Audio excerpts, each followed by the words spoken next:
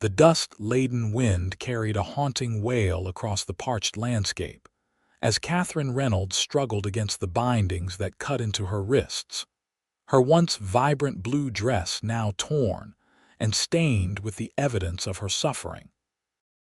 Mojave, California had never been kind to women like her women who dared to dream beyond the confines of society's expectations.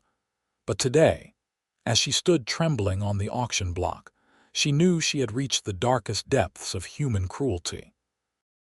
It was 1875, and the unforgiving California sun beat down on the makeshift auction platform erected in the center of Mojave.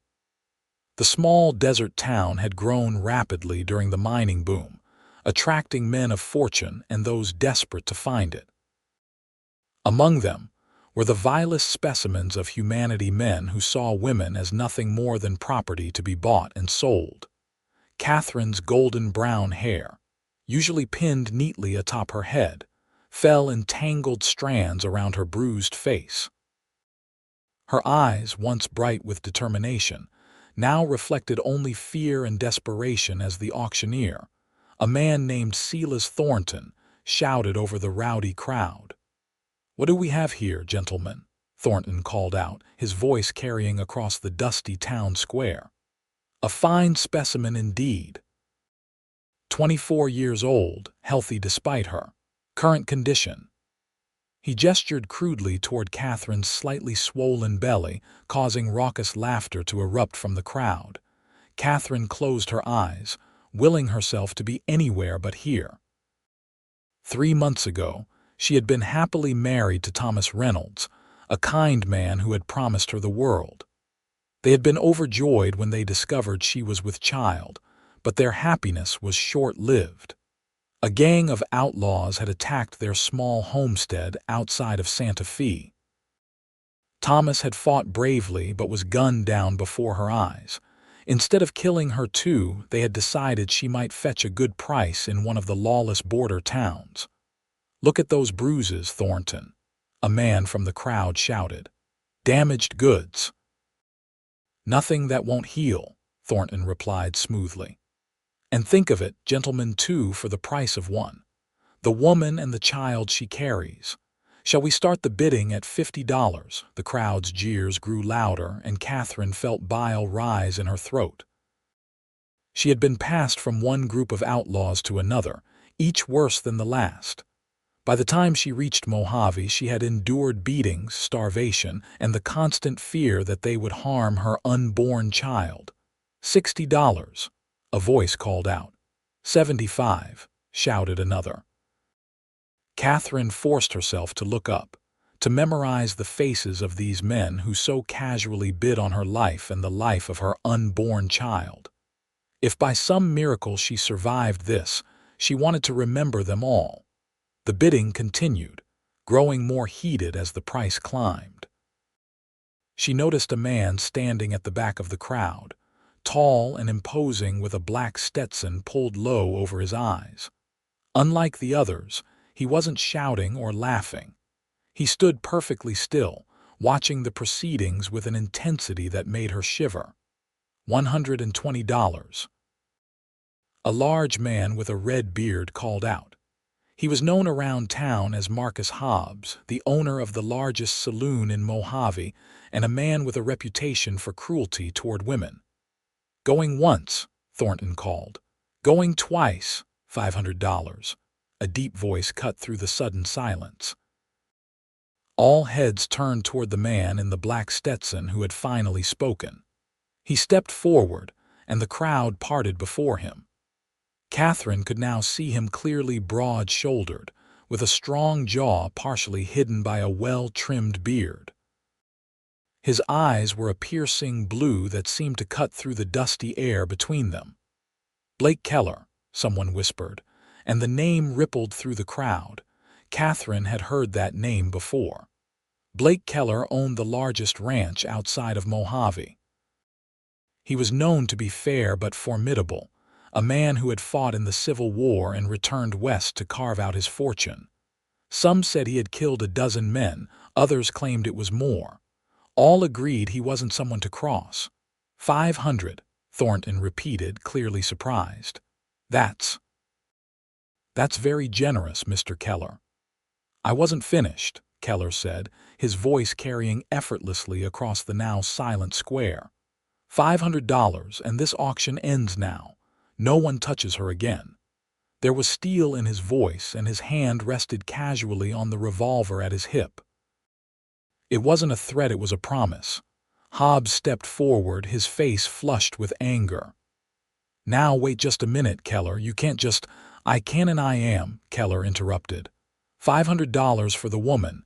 Take it or leave it, Thornton. Thornton glanced nervously between Keller and Hobbs, clearly weighing his options. Finally, his greed won out. Sold. To Mr. Blake Keller for $500. A murmur of discontent rippled through the crowd, but no one dared challenge Keller openly. He strode forward, reached into his vest pocket, and pulled out a stack of bills. He counted them deliberately before handing them to Thornton. The key to her shackles, Keller demanded. Thornton fumbled with a ring of keys before handing over a small iron key. Keller climbed the steps to the auction platform in 2 long strides and stood before Katherine. Up close, she could see the fine lines around his eyes, weathered by sun and hardship. He was older than she had first thought, perhaps in his mid-30s. "May I?" he asked quietly, holding up the key. Katherine nodded mutely, too shocked by this turn of events to speak. His hands were gentle as he unlocked the iron cuffs around her wrists, revealing the raw, bleeding skin beneath. A muscle in his jaw tightened at the sight, but he said nothing. Instead, he removed his long duster coat and draped it around her shoulders, covering her torn dress and offering her a modesty she hadn't experienced in months. "Can you walk?" he asked, his voice low enough that only she could hear. "Yes," Katherine whispered, finding her voice at last. "Yes, I can walk." He nodded and offered his arm for support. "My wagon is just down the street. We'll get you out of here." Katherine hesitated only for a moment before placing her hand on his offered arm. Whatever fate awaited her with this stranger, it couldn't be worse than what she had already endured or what had awaited her with Hobbs. As they descended the steps, Hobbs moved to block their path. "You overpaid, Keller," he sneered. "Though I suppose even damaged goods have their uses." Keller's movement was so swift that Katherine barely registered it. One moment he was beside her, and the next, Hobbs was on the ground, blood streaming from his nose.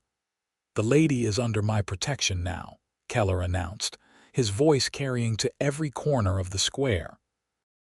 "Anyone who has a problem with that can take it up with me personally." His hand returned to rest on his revolver, making his meaning clear. No one moved. No one spoke. Satisfied, Keller turned back to Katherine and gently guided her through the crowd, which parted silently before them. She could feel the eyes of the townspeople on her back, some curious, some hostile, but she kept her gaze fixed ahead, clinging to Keller's steady presence beside her.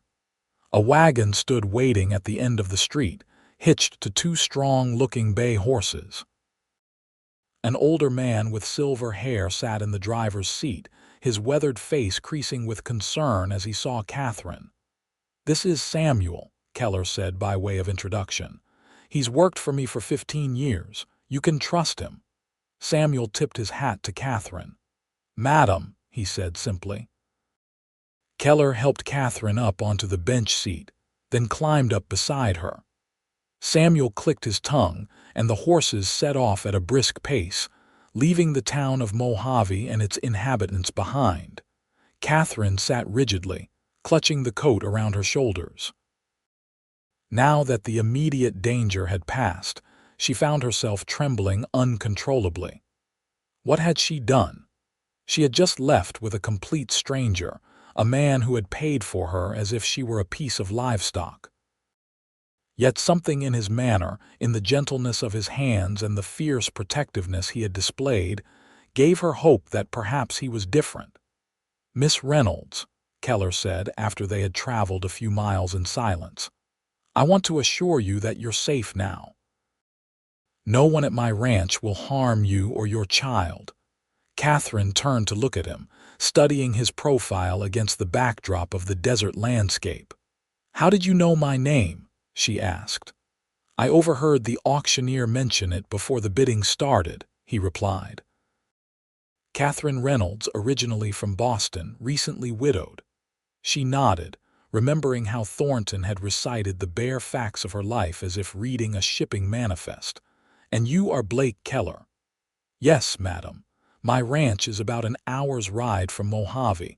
It's called Horizon Ranch." He hesitated, then added, "I want to be clear about something. I didn't buy you. I paid that money to get you away from those men, but you're not my property.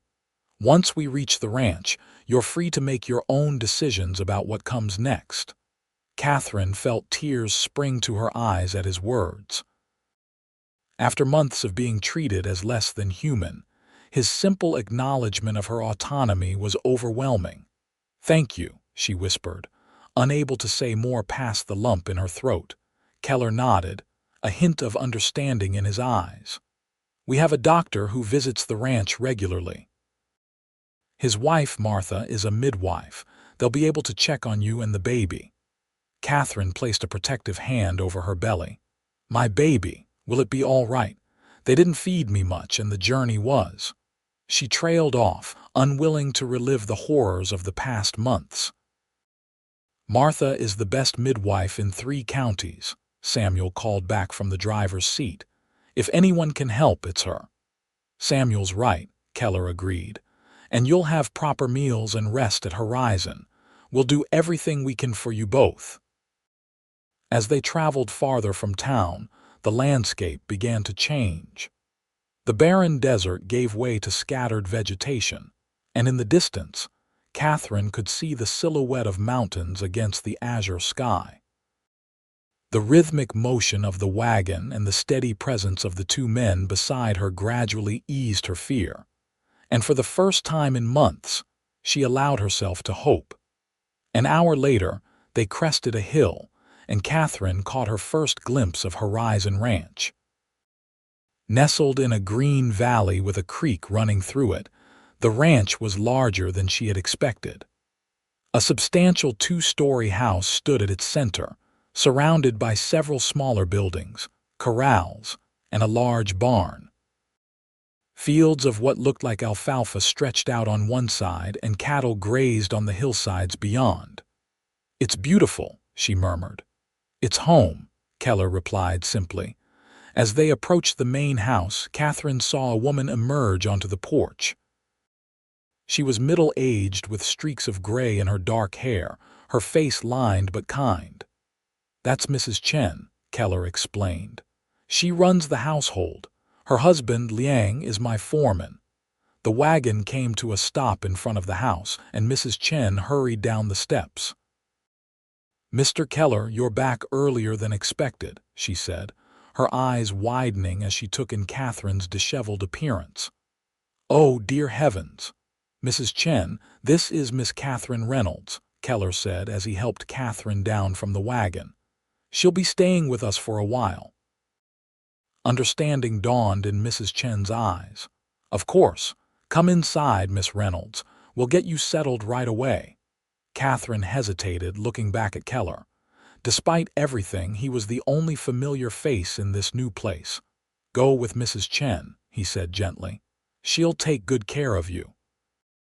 I need to see to some business, but I'll check on you later." Katherine nodded and allowed Mrs. Chen to lead her into the house. The interior was surprisingly cool after the heat of the day and tastefully furnished with solid, well-crafted pieces. "Poor dear, you look exhausted, Mrs. Chen said, her voice warm with sympathy. "I've got a room all ready upstairs with a nice view of the mountains, and I'll draw you a hot bath right away." Katherine could hardly believe her ears. A room of her own, a bath. These simple comforts had seemed like impossible luxuries just hours ago. "Thank you," she said, her voice catching. "You're very kind." Mrs. Chen patted her hand. "It's no trouble at all. Mr. Keller sent word ahead that we might have a guest who needed special care. Now let's get you upstairs and comfortable." The room Mrs. Chen showed her to was spacious and airy, with a large bed covered in a handmade quilt, a dresser, and a rocking chair by the window. Curtains of light muslin billowed in the breeze, and Katherine could indeed see the mountains in the distance. "The bathroom is just through there," Mrs. Chen said, indicating a door to the side. "I'll have the girls bring up hot water right away." True to her word, within minutes, two young women arrived carrying steaming buckets of water, which they poured into a copper tub in the adjoining bathroom. Mrs. Chen provided soap, towels, and a clean nightgown. "These were Mrs. Keller's," she explained when Katherine looked confused. "She passed away 5 years ago. Consumption. Mr. Keller kept her things. Well, I'm sure he wouldn't mind you using them until we can get you some clothes of your own." Left alone, Katherine undressed slowly, wincing as the movement pulled at her bruises. The sight of her body in the small mirror shocked her. She was thinner than she had ever been, her ribs visible beneath her skin, and her belly seemed incongruously round in comparison. Bruises in various stages of healing marked her arms, back, and legs, silent testimony to the cruelty she had endured. The hot water was blissful agony on her abused skin, but she welcomed the pain as the price of becoming clean again. She washed her hair 3 times, scrubbed every inch of her body, and still didn't feel fully cleansed of the past months. But when she finally stepped out of the tub and dried herself, the simple act of putting on clean clothes made her feel more human than she had in a long time. A soft knock at the door startled her. "Miss Reynolds, it's Mrs. Chen. I've brought you some soup and bread." Katherine opened the door to find Mrs. Chen holding a tray laden with a bowl of fragrant soup, freshly baked bread, and a cup of tea. "You must be starving, poor thing," Mrs. Chen said, setting the tray down on a small table by the window. "Eat as much as you can, but slowly. Your stomach will need time to adjust to proper food again." The soup was rich with vegetables and tender chunks of chicken, the bread still warm from the oven. Katherine forced herself to eat slowly, savoring each spoonful, though she wanted to devour it all at once. The simple meal was the most delicious thing she had tasted in months. As she ate, Mrs. Chen bustled about the room, turning down the bed and laying out a robe for the morning. "Mr. Keller has sent for Dr. Wilson and his wife. They should be here by tomorrow afternoon to check on you and the little one." "Mrs. Chen," Katherine said hesitantly, "may I ask, why is Mr. Keller doing all this for me? He doesn't know me." Mrs. Chen paused in her work, a thoughtful expression on her face. "Mr. Keller is a good man, Miss Reynolds. He believes in doing what's right, even when it's not easy." She hesitated, then added, "And I think perhaps he sees something of himself in you." "What do you mean?" "It's not my place to tell Mr. Keller's story," Mrs. Chen said gently. "But he knows what it means to lose everything and have to start again. Now you should rest. Your body and your baby need it." After Mrs. Chen left, Katherine settled into the soft bed, marveling at the clean sheets and comfortable mattress. Through the open window, she could hear the distant sounds of the ranchmen calling to each other, the lowing of cattle, the neigh of horses. Normal sounds, peaceful sounds. As exhaustion overtook her, Katherine placed a protective hand over her belly, feeling the slight flutter of movement within. "We're safe now, little one," she whispered. "For now, at least, we're safe." She fell asleep to the gentle rocking of the curtains in the breeze and the fading light of the setting sun painting the mountains gold. Katherine slept deeply for the first time in months, waking only when the first rays of sunrise streamed through her window. For a moment, she was disoriented. the soft bed and clean sheets unfamiliar after so long sleeping on hard ground or in filthy jail cells. Then the memories of the previous day came flooding back the auction block, Blake Keller's intervention, the journey to Horizon Ranch. A knock at the door roused her fully. "Miss Reynolds, are you awake?" Mrs. Chen's voice called softly. "Yes, come in," Katherine replied, sitting up in bed. Mrs. Chen entered carrying another tray, this time with a plate of scrambled eggs, bacon, and biscuits, along with a pot of coffee. "I thought you might be hungry," she said, setting the tray down. "And I've brought you some clothes. They're simple work dresses, but they should fit well enough until we can get something made specifically for you." Catherine's eyes widened at the sight of the food and clothes. "You're very kind, Mrs. Chen. I don't know how to thank you." "No thanks needed, dear. Now eat your breakfast, and when you're ready, come downstairs.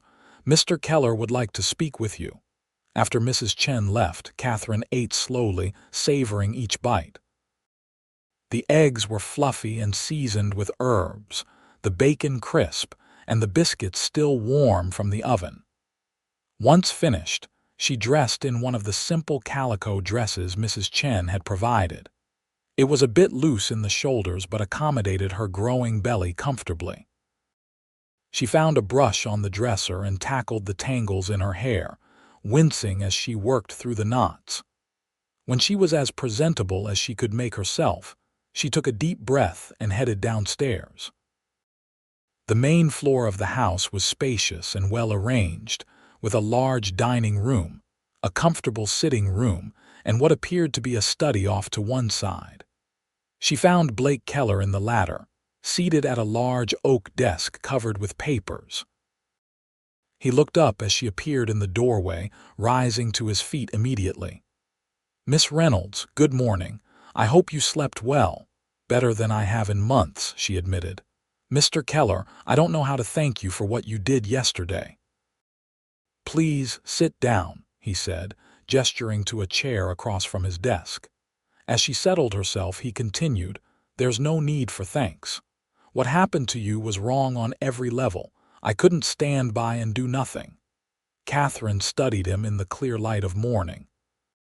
Without the shadow of his hat, she could see his features more clearly, the strong line of his jaw, the slight crinkles at the corners of his eyes, the small scar that bisected his right eyebrow. His dark hair was trimmed neatly, with a touch of silver at the temples, and his blue eyes were direct and honest. "Mrs. Chen said you wanted to speak with me," she prompted when the silence stretched between them. "Yes." He leaned back in his chair, seeming to choose his words carefully. "As I told you yesterday, you're free to make your own choices about what comes next, but I wanted to offer you a proposition." Katherine tensed involuntarily, her hand moving protectively to her belly. Keller noticed her reaction and quickly added, "Nothing improper, I assure you." "Horizon Ranch needs a schoolteacher." "A schoolteacher?" she repeated, surprised. "Yes. There are several families who work on the ranch, and between them they have 12 children of school age. We've been trying to find someone suitable for months, but qualified teachers are rare in these parts." He gestured to a stack of books on a nearby shelf. "I've been doing what I can to teach them the basics, but I'm no educator." "And you think I could be?" Katherine asked. "Mrs. Chen mentioned that you told her you were a teacher in Boston before you were married. Is that correct?" "Yes, I taught at a girls' school for 3 years." Keller nodded. "Then you're qualified. The position comes with room and board here in the main house, as well as a monthly salary of $40. Catherine's mind whirled with the unexpected offer. Teaching again. It seemed like a dream from another life. "What about my condition?" she asked, gesturing to her growing belly. "I'm due in about 5 months. "That's not an issue," Keller assured her. "The families here are decent people. They won't judge you for circumstances beyond your control. And after the baby comes, Mrs. Chen has already offered to help with childcare while you're teaching." It was almost too good to be true. a safe place to live, meaningful work, and support for her child. Katherine found herself blinking back tears. "Why are you doing this?" she asked. "You don't know me. I could be anyone." Something flickered in Keller's eyes, a shadow of old pain, quickly masked. "Let's just say I believe in second chances, Miss Reynolds.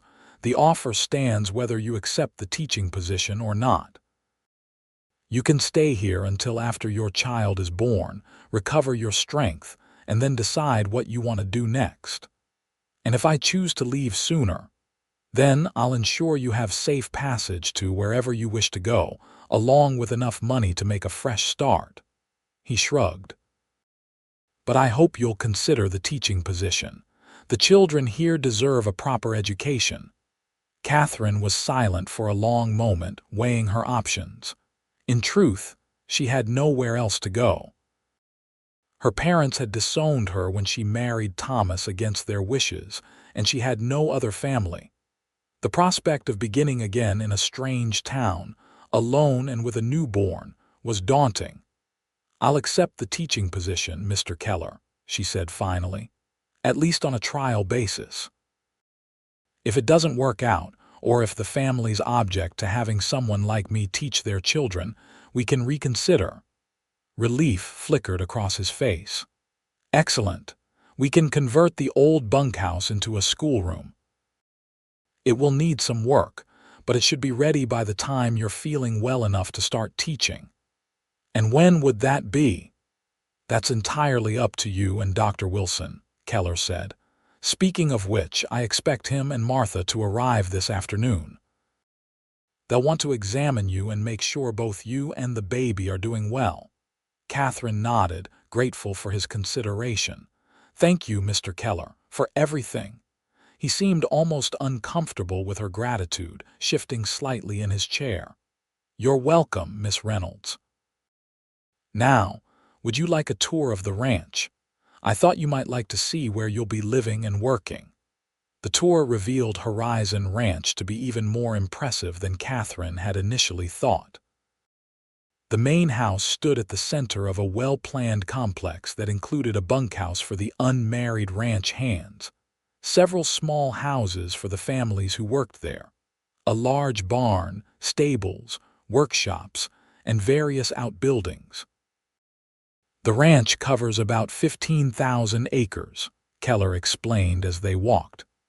"Most of it is grazing land for the cattle, but we also grow alfalfa, wheat, and vegetables. We try to be as self-sufficient as possible."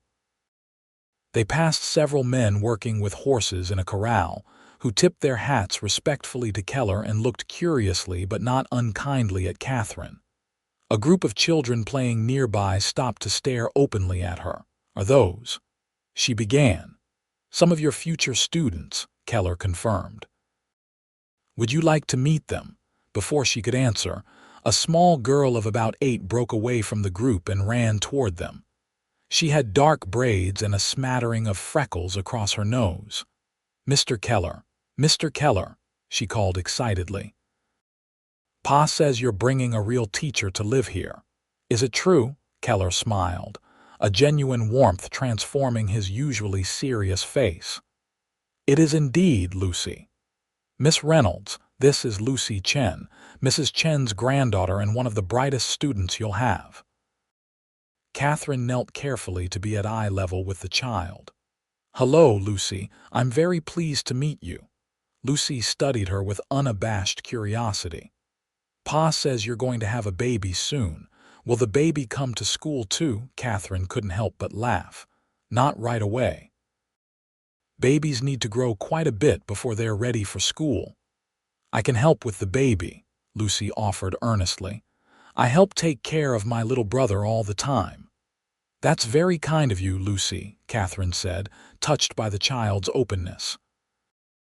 "I'm sure your little brother is lucky to have such a good helper." By now, the other children had overcome their shyness and gathered around.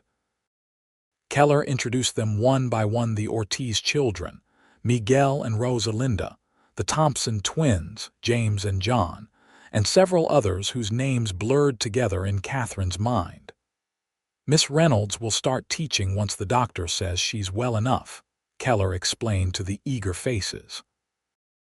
And once we've fixed up the old bunkhouse to be a proper schoolroom. Can we help, Mr. Keller? Miguel asked. Pa says I'm good with a hammer now. I don't see why not, Keller replied. We'll make it a community project. Everyone can contribute something. As they continued their tour, Katherine felt a growing sense of amazement. Horizon Ranch wasn't just a cattle operation. It was a close-knit community. People from different backgrounds worked together, lived together, and clearly respected Blake Keller not just as their employer but as a leader. The families who live here, she ventured as they walked back toward the main house. They seem diverse. Keller nodded. The Chens came from California after facing discrimination in the mining towns. The Ortiz family has been in this region since before it was American territory. The Thompsons worked my father's ranch in Texas and came west with me after the war. He shrugged. I don't care where a person comes from or what they look like. I care about their character and their willingness to work hard. That's unusual, Katherine observed. Most ranchers I've encountered are less open-minded. A shadow crossed Keller's face. I've seen enough hatred and bloodshed to last several lifetimes, Miss Reynolds. During the war, I watched men kill each other over ideas and borders. When I came west, I decided my ranch would be different. Here, we judge people by what they do, not who they are. There was something in his voice, a depth of conviction that spoke of personal experience. Katherine wondered again about his past, but before she could frame a question, they were interrupted by the arrival of a buggy coming up the main road toward the house. That'll be Dr. Wilson and Martha, Keller said, his expression lightening. Good timing. Let's get you inside so they can check on you properly. Dr. Wilson proved to be a tall, thin man with kind eyes behind wire-rimmed spectacles. His wife Martha was a sturdy woman with practical hands and a no-nonsense manner that Katherine found instantly reassuring. Mr. Keller explained your situation in his message, Dr. Wilson said after introductions were made in the sitting room. If you're comfortable with it, I'd like to examine you to make sure you and the baby are doing well. Of course, Katherine agreed, though her heart fluttered nervously. I'll leave you to it, Keller said, moving toward the door. Mrs. Chen has prepared the blue room upstairs for the examination. Martha Wilson accompanied Katherine upstairs, her solid presence calming Katherine's nerves. Don't you worry about a thing, dear, she said as they entered the prepared room. I've delivered hundreds of babies and I can tell you're a strong woman. We'll make sure you and your little one are well taken care of. The examination was thorough but gentle. Doctor. Wilson listened to the baby's heartbeat with a special trumpet-shaped instrument, measured Katherine's belly, and checked her overall health. Martha examined the healing bruises and cuts with pursed lips but made no comment. You're underweight, doctor. Wilson said finally, which isn't ideal during pregnancy, but the baby's heartbeat is strong. With proper nutrition and rest over the next few months, I believe you'll both be fine. The baby moves regularly, Katherine told him. That's a good sign, isn't it? Very good, Martha confirmed. And how far along would you say you are? About 4 months. The baby is due in late January or early February. Dr. Wilson nodded, making notes in a small book. I'll want to check on you monthly, more frequently as your time approaches, and Martha will stay with you for the birth, of course. Thank you, Katherine said, feeling overwhelmed by their kindness. I don't know how I'll pay you, but Mr. Keller has already arranged for your care, Dr. Wilson interrupted gently. Don't worry about payment. After the Wilsons left, Katherine found herself sitting alone in the ranch house's comfortable sitting room, trying to process everything that had happened in the last 24 hours. The radical change in her circumstances seemed almost unreal. Yesterday morning, she had been a prisoner destined for a life of abuse and servitude. Now she was a guest, no, an employee in one of the finest homes she had ever seen, with a community that seemed prepared to accept her despite her condition and circumstances. And at the center of this miracle stood Blake Keller, a man whose motives she still couldn't fully understand. He had saved her, offered her a position, arranged for her medical care, and asked for nothing in return. Men, in Catherine's experience, always wanted something. Her thoughts were interrupted by Mrs. Chen, who entered carrying a tray of tea. "Dr. Wilson says you need to eat regularly to build up your strength," she said, setting down the tray. "I've brought some tea and sandwiches." "Thank you, Mrs. Chen." Catherine accepted the cup gratefully. "May I ask you something?" "Of course, dear, Mr. Keller. He's done so much for me, a complete stranger. I can't help but wonder why." Mrs. Chen settled into a chair opposite Catherine, smoothing her apron. "Mr. Keller is a complicated man, Miss Reynolds. He's seen and done things that have shaped him deeply." She paused, choosing her words carefully. "During the war, he was a captain in the Union Army. He was captured and spent nearly a year in Andersonville prison." Catherine's breath caught. Everyone had heard of Andersonville, the Confederate prison camp infamous for its horrific conditions. Thousands of Union soldiers had died there of disease, starvation, and mistreatment.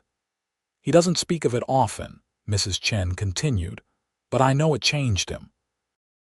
When he returned west after the war, he was determined to build something different, a place where people could live with dignity regardless of their past or circumstances." "And his wife?" Catherine asked. "He mentioned she died of consumption." "Miss Rebecca was a wonderful woman, Mrs. Chen said, her eyes softening with memory. "They were married for 7 years before she fell ill. Her death hit him hard, but he continued building what they had started together." Catherine tried to reconcile this new information with the man she had met, stern yet kind, formal yet passionate about his principles.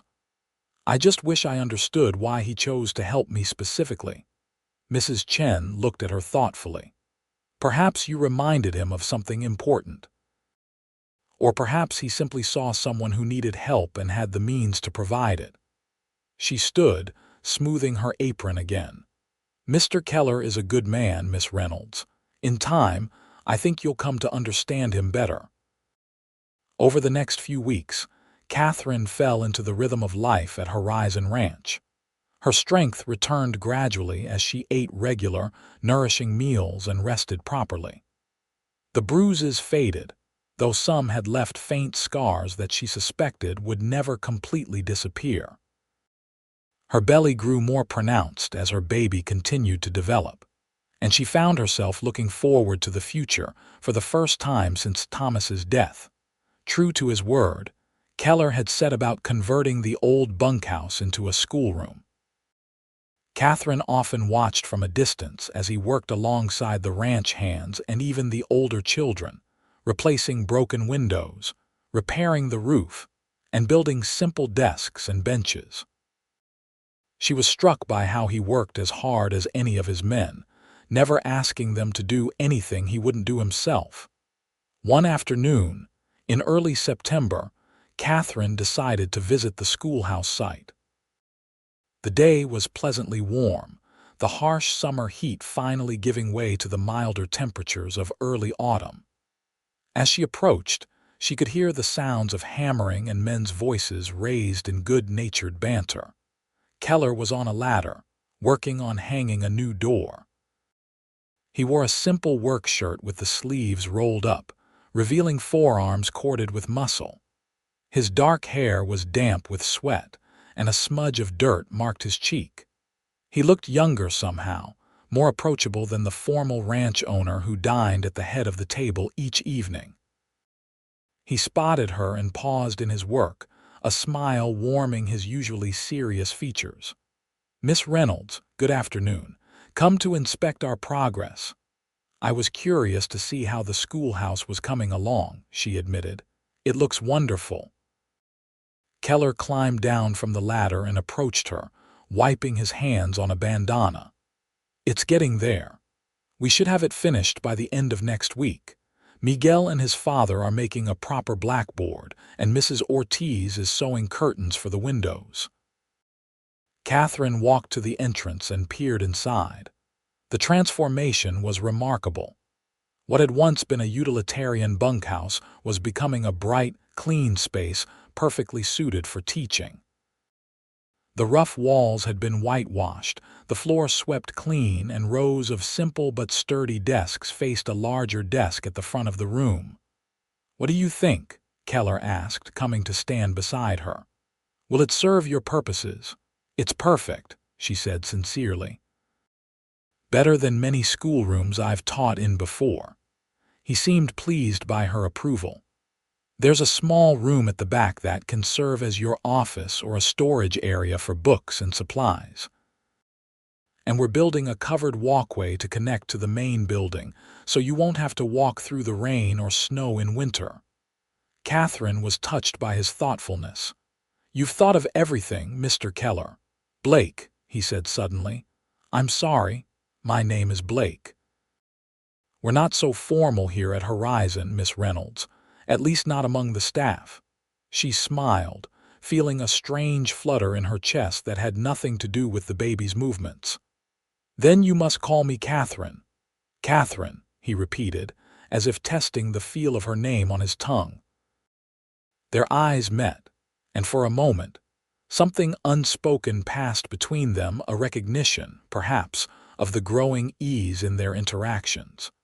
The moment was broken by a call from one of the ranch hands needing Keller's assistance with a support beam. He excused himself with a slight bow of his head, leaving Katherine to explore the rest of the schoolroom on her own. As September turned to October, the schoolhouse was completed, and Katherine began teaching. The children of Horizon Ranch proved to be eager students, their backgrounds as diverse as their abilities. The oldest, Miguel Ortiz at 14, helped the younger children with their lessons while advancing his own studies in mathematics and history. The youngest, 5-year-old Sarah Thompson, was just learning her letters but showed a remarkable aptitude for drawing. Katherine found herself thriving in her role as teacher. The work was demanding but deeply satisfying, and for a few hours each day, she could almost forget the trauma she had endured. Her growing pregnancy presented challenges, but the children were surprisingly considerate, offering to carry her books or fetch water when they noticed her tiring. Blake Keller visited the schoolroom regularly, ostensibly to check on the building's condition or deliver supplies, but Katherine often caught him lingering to listen to lessons or observe the children's progress. Occasionally, he would join in, offering insights on practical subjects like animal husbandry or land management that complemented her more academic teachings. One crisp October afternoon, as the children filed out after lessons, Katherine found herself alone with Blake for the first time in weeks. "You're a gifted teacher," he said, leaning against the doorframe. "The children have learned more in a month with you than they did in a year with their previous tutors." Katherine flushed with pleasure at the compliment. "They're bright children, eager to learn. That makes teaching them a joy. Still, it's not easy work, especially in your condition." His eyes flickered briefly to her now prominent belly. "How are you feeling?" "Well enough," she replied honestly. "Tired by the end of the day, but that's to be expected." Blake nodded, his expression thoughtful. "Dr. Wilson mentioned that you might need to reduce your teaching hours as your time approaches. We could arrange for Mrs. Thompson to assist you a few days a week. She was a school teacher back in Texas before her marriage." "That's very considerate, but I'm perfectly capable of—" Katherine broke off as a sharp pain lanced through her abdomen. She gasped, clutching the edge of her desk for support, Blake was at her side instantly, his hand steadying her elbow. "Katherine, what's wrong?" "I don't know," she admitted, fear tightening her throat. A pain before she could finish. Another pain struck sharper than the first. Her knees buckled and Blake caught her, his strong arms keeping her from falling. "I'm taking you to the house," he said, his voice tight with concern. Without waiting for her response, he lifted her carefully, one arm supporting her back, the other beneath her knees. "Blake, I can walk, no arguments," he said firmly, already striding toward the door. "Mrs. Chen," he called as they emerged from the schoolhouse. "Send someone for Dr. Wilson immediately." The next hours passed in a blur of pain and fear for Katherine. By the time Dr. Wilson arrived, she was lying in her bed, gripped by contractions that seemed to come with increasing frequency. Martha Wilson sat beside her, holding her hand and speaking in calm, reassuring tones. "It's too early," Katherine whispered between pains. "The baby isn't due for months yet." "Sometimes these things happen," Martha said gently. "But not all early pains mean the baby is coming. Let's see what my husband says." Dr. Wilson's examination was thorough but gentle. When he finished, his expression was grave but not despairing. "You're experiencing what we call false labor, Miss Reynolds. Your body is practicing, in a sense, for the real thing. The good news is that your cervix hasn't begun to dilate, which means the baby isn't actually coming yet." "What caused it?" Blake asked from where he stood by the door, his face tight with worry. "It could be several things," Dr. Wilson replied. "Overexertion, stress, or simply the body's natural processes. The important thing now is complete bed rest for at least a week. No teaching, no walking farther than necessary, no exertion of any kind." Katherine's heart sank. "A week? But the children will manage," Blake interrupted. "Your health and the baby's are what matter now." Dr. Wilson nodded in agreement. "I'll leave some medicine to help with the discomfort and to calm the contractions. Martha will stay tonight to monitor you, and I'll return tomorrow." After the doctor left to prepare the medicine, Blake approached Katherine's bedside. His usual reserve had given way to open concern, and she was struck again by the intensity of his blue eyes. "I'm sorry," she whispered. "I should have been more careful." "You have nothing to apologize for," he said firmly. "This isn't your fault. Just focus on resting and getting well." Martha returned with the medicine, and Blake excused himself to allow Katherine privacy. As she settled back against the pillows, the pain beginning to ease with the doctor's remedy, Katherine found herself wondering at Blake's reaction. His concern had seemed so personal, so deep.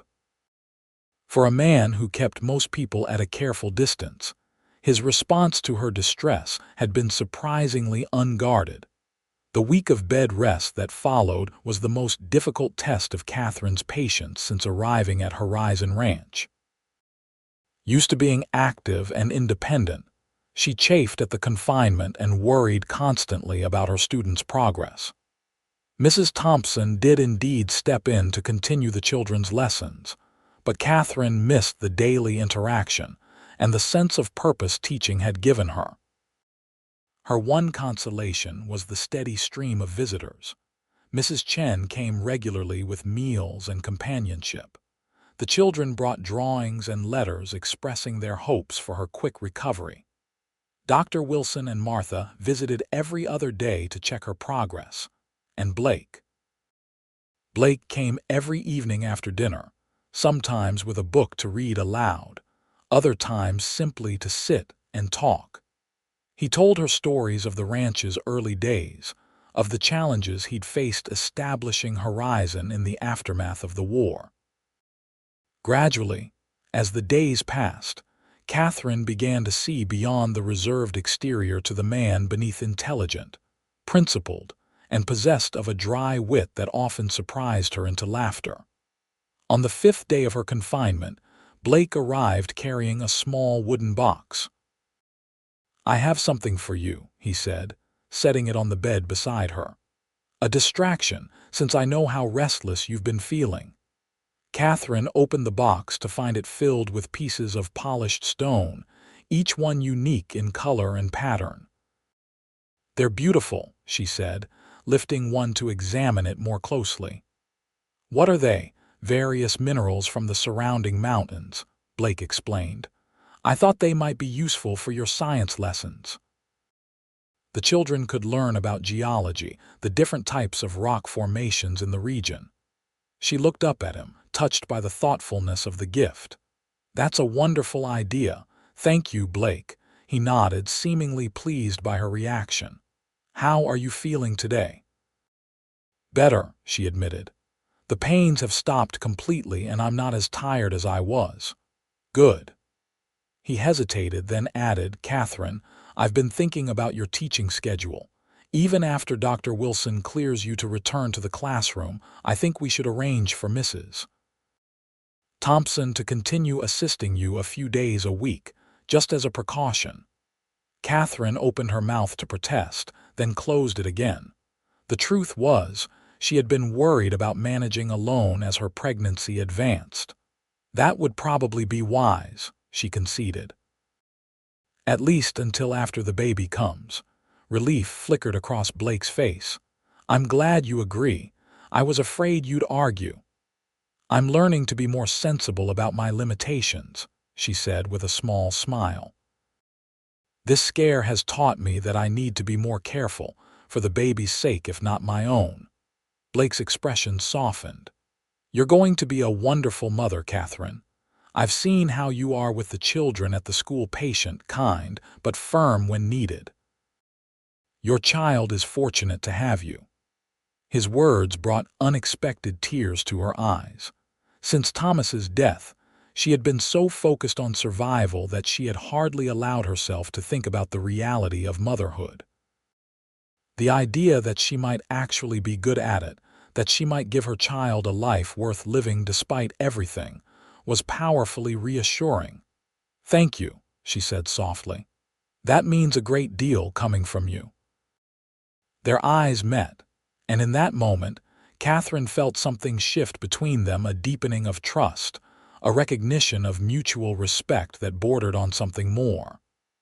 Blake seemed to feel it too, for he looked away first, clearing his throat slightly.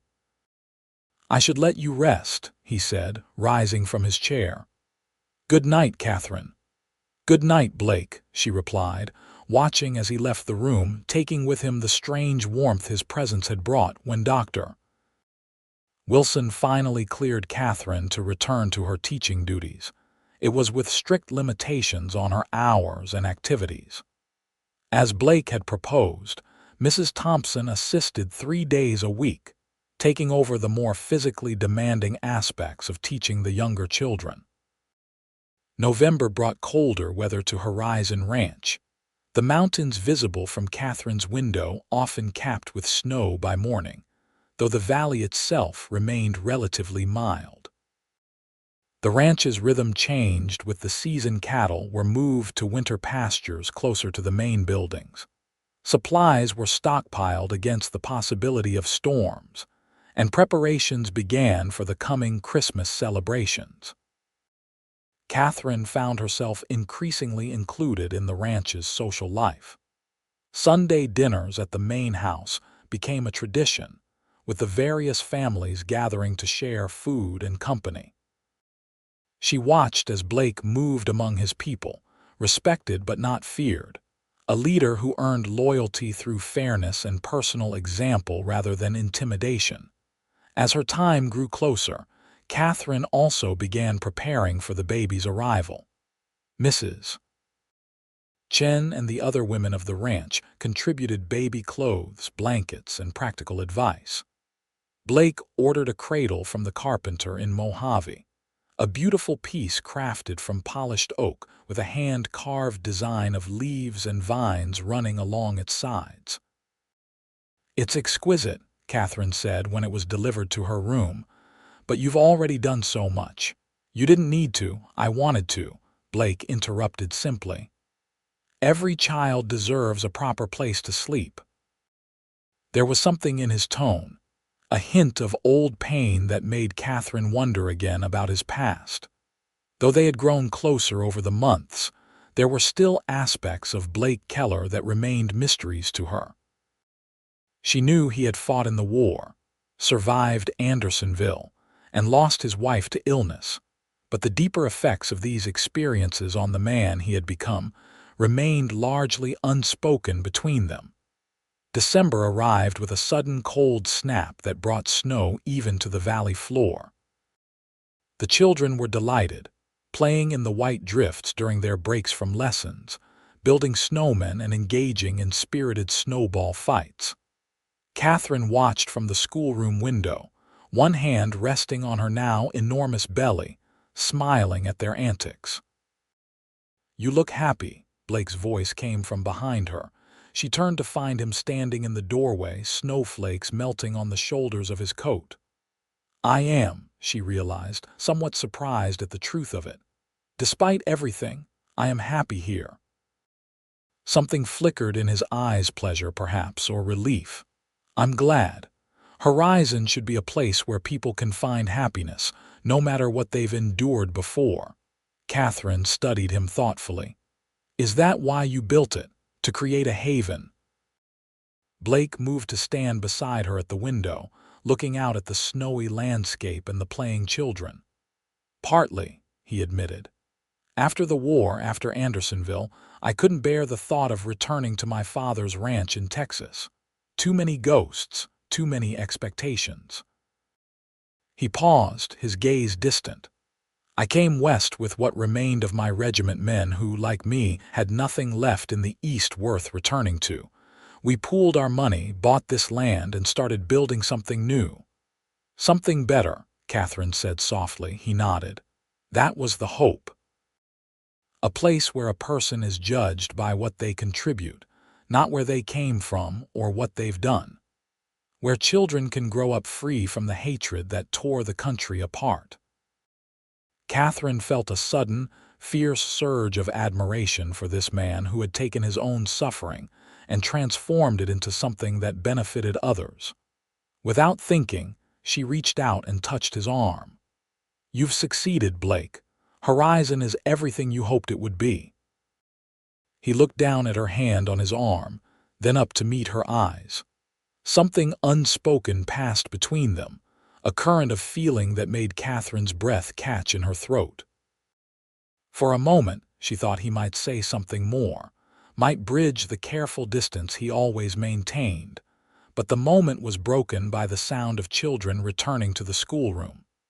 Blake stepped back, his expression returning to its usual reserve. "I should let you get back to your teaching. Good day, Katherine." As he left, Katherine found herself wondering at the strange mixture of disappointment and relief she felt. Over the past months, her feelings for Blake Keller had grown increasingly complicated. She respected him deeply, valued his friendship, and yes, felt an undeniable attraction to him. But she was still a pregnant widow, carrying another man's child, and he was her employer. Whatever might exist between them was better left unacknowledged, at least for now. The week before Christmas, a winter storm descended on Horizon Ranch with unexpected ferocity. Snow fell thick and fast, driven by howling winds that created drifts several feet deep. The ranch buildings, built with the region's harsh winters in mind, stood firm against the onslaught, but all normal activities ceased as everyone stayed inside, keeping warm by well-stocked fires. Katherine, now in her 8th month and finding movement increasingly difficult, spent most of the storm in the main house's sitting room, reading or sewing baby clothes. Blake was often absent, checking on the livestock with his men, or ensuring the families in the smaller houses had sufficient food and firewood. When he did return, snow-covered and weary, Katherine found herself watching him surreptitiously, noting the quiet competence with which he handled the crisis. On the third day of the storm, as evening approached, Catherine was alone in the sitting room when she heard the front door open, followed by the sounds of stamping feet and murmured voices. A moment later, Blake appeared in the doorway, accompanied by Lucy Chen, who was wrapped in so many layers she resembled a small, walking bundle. "Lucy's parents are worried about her cough," Blake explained, helping the child remove her outer garments. "I thought she should stay in the main house tonight where it's warmer." "Of course," Catherine agreed, holding out her arms to the little girl. "Come sit by the fire, Lucy." "Are you very cold?" Lucy nodded, her small face pale except for bright spots of color on her cheeks. As she settled beside Catherine on the sofa, the child coughed a harsh, worrying sound that seemed to come from deep in her chest. Blake frowned, laying a gentle hand on Lucy's forehead. "She's burning up. I'll send Samuel for Dr. Wilson." "In this storm?" Catherine asked, concerned. "Is it safe?" "Probably not," Blake admitted. "But we can't risk waiting. This doesn't sound like an ordinary cough." After Blake left to make arrangements, Catherine did what she could to make Lucy comfortable. She helped the child into a borrowed nightgown, gave her warm milk with honey for her throat, and settled her in a guest room near Catherine's own. "Will I be all right, Miss Reynolds?" Lucy asked as Catherine tucked her into bed. Her dark eyes were wide with fear, and she coughed again, the sound rattling in her small chest. "Of course you will," Catherine assured her, smoothing back the child's dark hair. "Dr. Wilson will be here soon, and he'll know exactly what to do to make you feel better." "Will you stay with me until he comes?" "I'll stay right here," Catherine promised, settling carefully in a chair beside the bed. "Would you like me to read to you?" Lucy nodded, and Catherine began reading from a book of children's stories that Mrs. Chen had brought up. She had only gotten through a few pages when Blake returned, his expression grave. "Samuel can't get through to town," he said quietly. "The snow is too deep, and the wind makes it impossible to see more than a few feet ahead. He nearly lost the trail trying." Catherine's heart sank. "What about Dr. Wilson? Could he come to us?" Blake shook his head. "Not in this weather. No one's getting in or out until the storm breaks." He moved to Lucy's bedside, kneeling to look the child in the eyes. "How are you feeling, little one?" "My chest hurts when I breathe," Lucy admitted, her voice small. "And I'm so hot." Blake's concern was palpable, though he kept his voice calm for Lucy's sake. "Miss Reynolds is going to take good care of you tonight. Try to rest, and with luck, the storm will clear by morning, so Dr. Wilson can visit." After Lucy finally fell into a restless sleep, Blake drew Catherine into the hallway. "This could be serious," he said, his voice low. "Her fever is very high, and that cough." He ran a hand through his hair, a rare gesture of frustration. "My wife had similar symptoms when she first fell ill." Catherine felt a chill that had nothing to do with the winter storm raging outside. "Consumption? I don't know, I pray not. But whatever it is, she needs proper medical care." "What can we do?" Blake considered for a moment. "There are remedies for fever and cough in the medicine cabinet. My wife, Rebecca, was often ill toward the end, and we learned what helped." He met Catherine's eyes directly. "Will you stay with Lucy tonight? The child trusts you, and in her fever, a familiar face will comfort her." "Of course I will," Catherine said without hesitation. "And you, I'll take turns with you. Neither of us should go without sleep, especially not in your condition." His gaze dropped briefly to her belly. "Promise me you'll wake me if you grow too tired or if Lucy's condition worsens." "I promise," Catherine said, touched by his concern for both her and the child. The night that followed was one of the longest of Catherine's life. Lucy's fever rose steadily despite the cool compresses Catherine applied, and her cough became more frequent and distressing. Blake brought herbal remedies from the medicine cabinet, teas made from horehound and coltsfoot for the cough, willow bark for the fever, but they seemed to provide only temporary relief. Around midnight, Blake insisted that Katherine rest while he took over the vigil. She reluctantly agreed, moving to a small cot that had been set up in the corner of the room. Though she intended only to close her eyes for a moment, exhaustion claimed her, and she fell into a deep sleep. She woke with a start several hours later, momentarily disoriented. The room was dimly lit by a single lamp, and the storm still howled outside the windows. As her eyes adjusted, she made out Blake's form seated beside Lucy's bed, his head bowed. Rising quietly, Katherine moved to join him. "How is she?" she whispered. Blake looked up, his face drawn with worry. "The fever won't break. She's been talking in her sleep, calling for her mother." He ran a hand over his face. "I feel so helpless. If only there was something more we could do." Katherine laid a hand on his shoulder, feeling the tension in his muscles. "You're doing everything possible, Blake." "We both are." He covered her hand with his own, the simple gesture conveying a depth of shared concern and support that words couldn't express.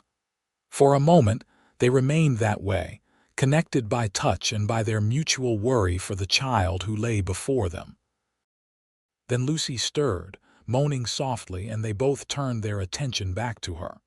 Her small face was flushed with fever, her dark hair damp with sweat. As Katherine leaned over to feel her forehead, Lucy's eyes fluttered open, unfocused and bright with fever. "Mama," she whispered. "No, sweetheart, it's Miss Reynolds," Katherine said gently. "I'm right here with you." Lucy frowned, confusion evident in her expression. "I saw Mama. She was calling me." Blake and Katherine exchanged alarmed glances. Fever dreams were common, but this kind of confusion could indicate that Lucy's condition was deteriorating. "Lucy, can you drink a little water for me?" Katherine asked, helping the child sit up slightly. Lucy managed a few sips before falling back against the pillows, exhausted by even that small effort. Her breathing seemed more labored, and each inhalation brought a worrying rattle from her chest. "We need to break this fever," Blake said decisively. "The remedies aren't working fast enough." "What do you suggest?" He hesitated, then explained. "During the war, when men had high fevers, we sometimes used cool baths to bring their temperature down quickly. It's uncomfortable for the patient but can be effective when nothing else works." Katherine nodded. "Then that's what we'll do. I'll need to heat water for the bath. It shouldn't be too cold, just cooler than her body temperature." While Blake carried Lucy, wrapped in blankets, to the bathroom, Katherine prepared the bath with Mrs. Chen's help. The older woman had been awakened by the commotion and immediately set about heating water and gathering fresh towels. "Poor little butterfly," Mrs. Chen murmured, her usually composed face tight with worry. "She has always been delicate, even as a baby." The bath was a difficult ordeal for all involved. Lucy cried weakly as they lowered her into the tepid water, not understanding that they were trying to help her. Katherine spoke soothingly, supporting the child's head while Blake and Mrs. Chen used soft cloths to wet her feverish skin. "I know it's uncomfortable, sweetheart," Katherine murmured, "but this will help you feel better soon." After what seemed like an eternity, Lucy's fever began to recede. By the time they dried her, dressed her in fresh night clothes, and returned her to bed, her skin felt noticeably cooler to the touch, and her breathing seemed slightly easier. "It worked," Blake said, relief evident in his voice. "At least for now." "She still needs a doctor," Katherine reminded him, watching as Lucy fell into a more peaceful sleep. "The fever could return." "First light," Blake promised. "As soon as there's enough visibility, I'll go for Dr. Wilson myself." Dawn brought a temporary lull in the storm. The snow had stopped falling, though heavy clouds still hung low over the valley, promising more to come. True to his word, Blake prepared to ride to town for the doctor as soon as there was enough light to see the trail. "Are you sure it's safe?" Katherine asked as he pulled on his heavy coat and gloves. They stood in the front hallway of the main house, speaking in low voices to avoid waking Lucy, who was finally resting comfortably under Mrs. Chen's watchful eye.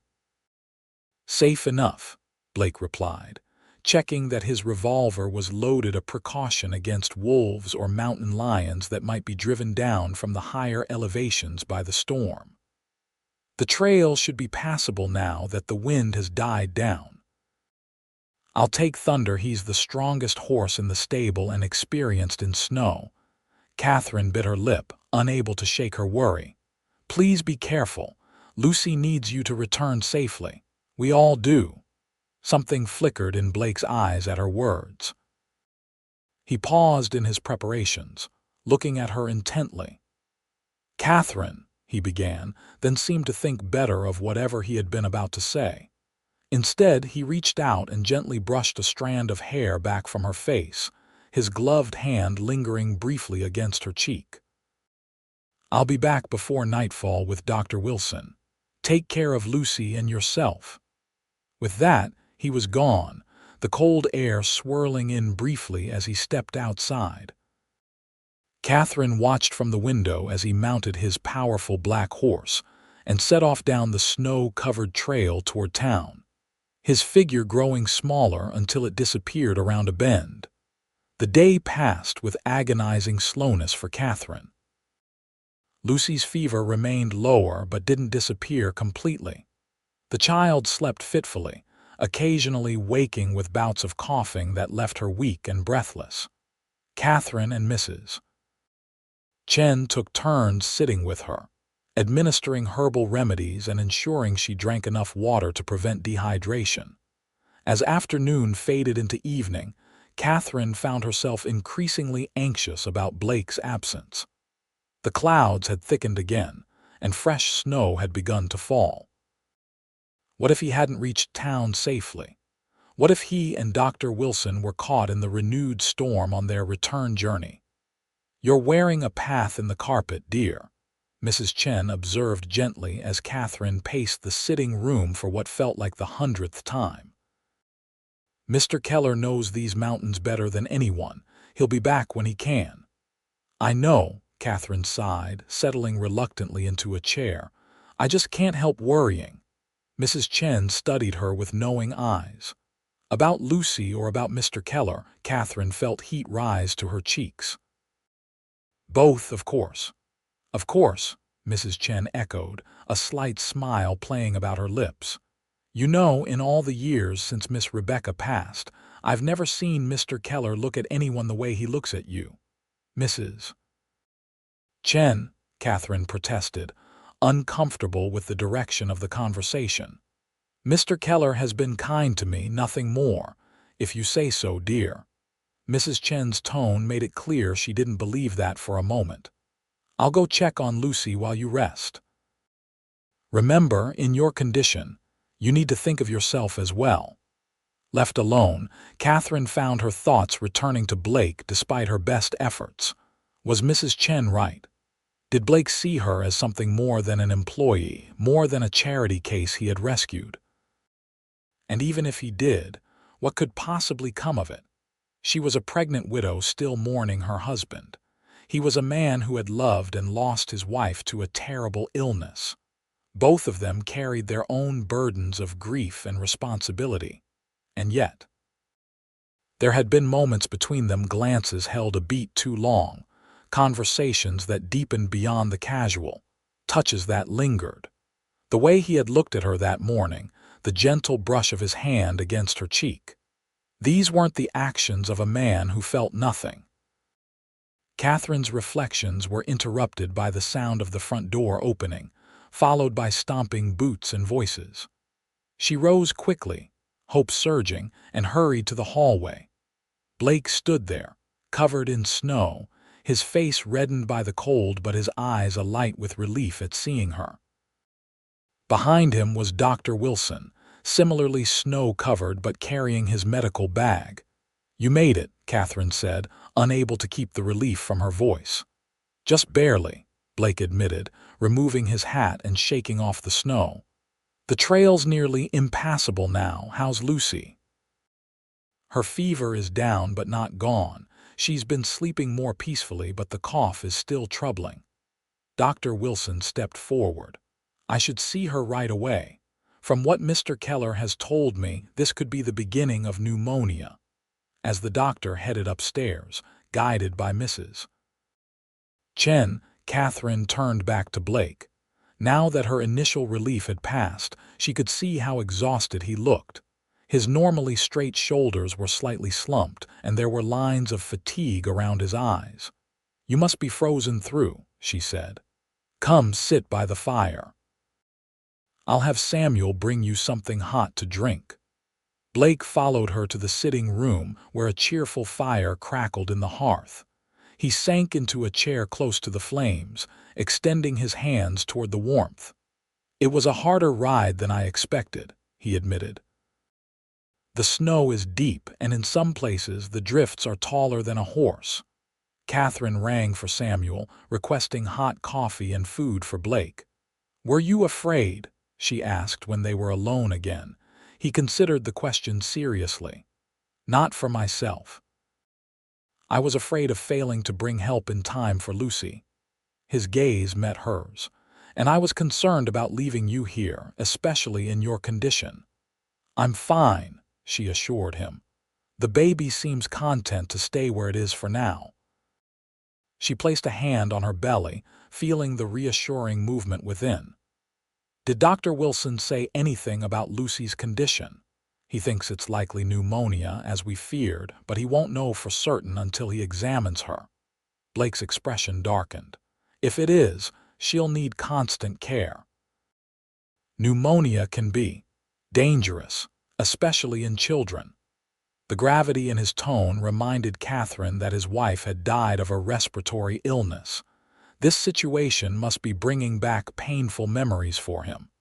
Without thinking, she moved to sit beside him, taking his still cold hand in both of hers. "Lucy is strong," she said firmly, "and she has all of us fighting for her. She'll recover, Blake." He looked down at their joined hands, then up to meet her eyes. "Your faith is comforting." For a long moment, they sat in silence, hands still clasped, the only sounds the crackling of the fire and the howling of the wind outside. Katherine was acutely aware of Blake's proximity, of the warmth spreading between their connected hands, of the intensity in his blue eyes as he looked at her. The moment was broken by Samuel's arrival with a tray of food and coffee. Blake withdrew his hand gently, turning his attention to the meal, but something had shifted between them, a boundary crossed, an understanding reached without words. Dr. Wilson's diagnosis confirmed their fears. Lucy had developed pneumonia. The good news, he told them, was that they had caught it relatively early, and the child was otherwise healthy and strong. "I'll stay tonight to monitor her condition," he said as they gathered in the hallway outside Lucy's room. "With proper care and medication, there's every reason to hope for a full recovery." Blake nodded, relief evident in his posture. "Whatever she needs, doctor. We have ample supplies, and everyone here will help with her care." "I must say," Dr. Wilson remarked, "your quick thinking with the cooling bath likely prevented the fever from causing more serious complications. Not many people would have known to do that." Blake's expression tightened momentarily. "I've had experience with high fevers, during the war and after," understanding flashed across the doctor's face. "Ah, yes. Well, your experience may have saved this child's life. Now I suggest you both get some rest. You look exhausted, and Miss Reynolds should be particularly careful in her condition." That night, despite Dr. Wilson's advice, Katherine found sleep elusive.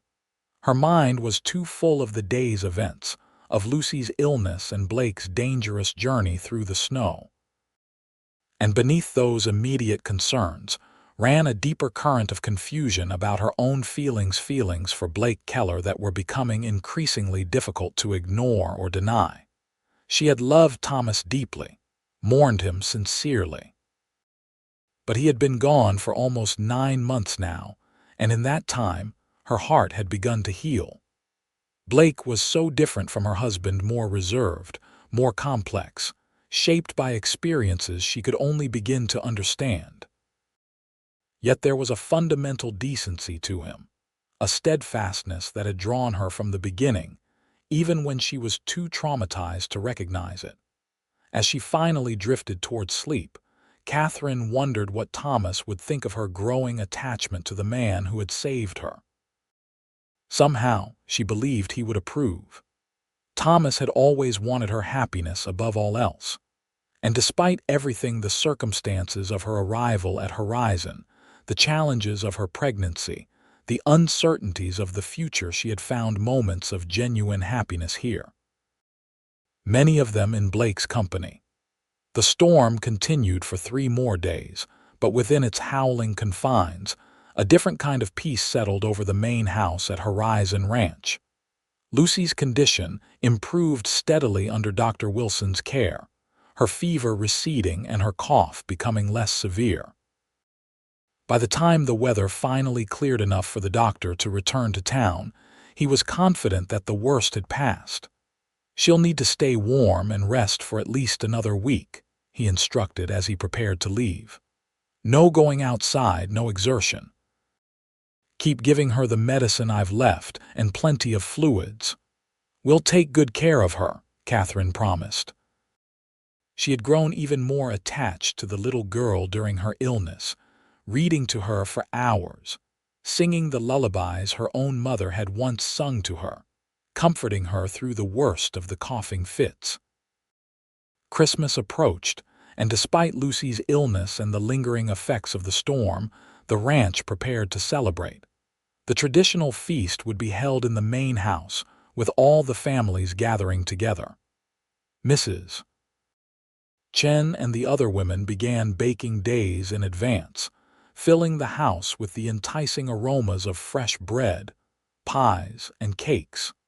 Katherine found herself drawn into the preparations, helping where she could despite her advancing pregnancy.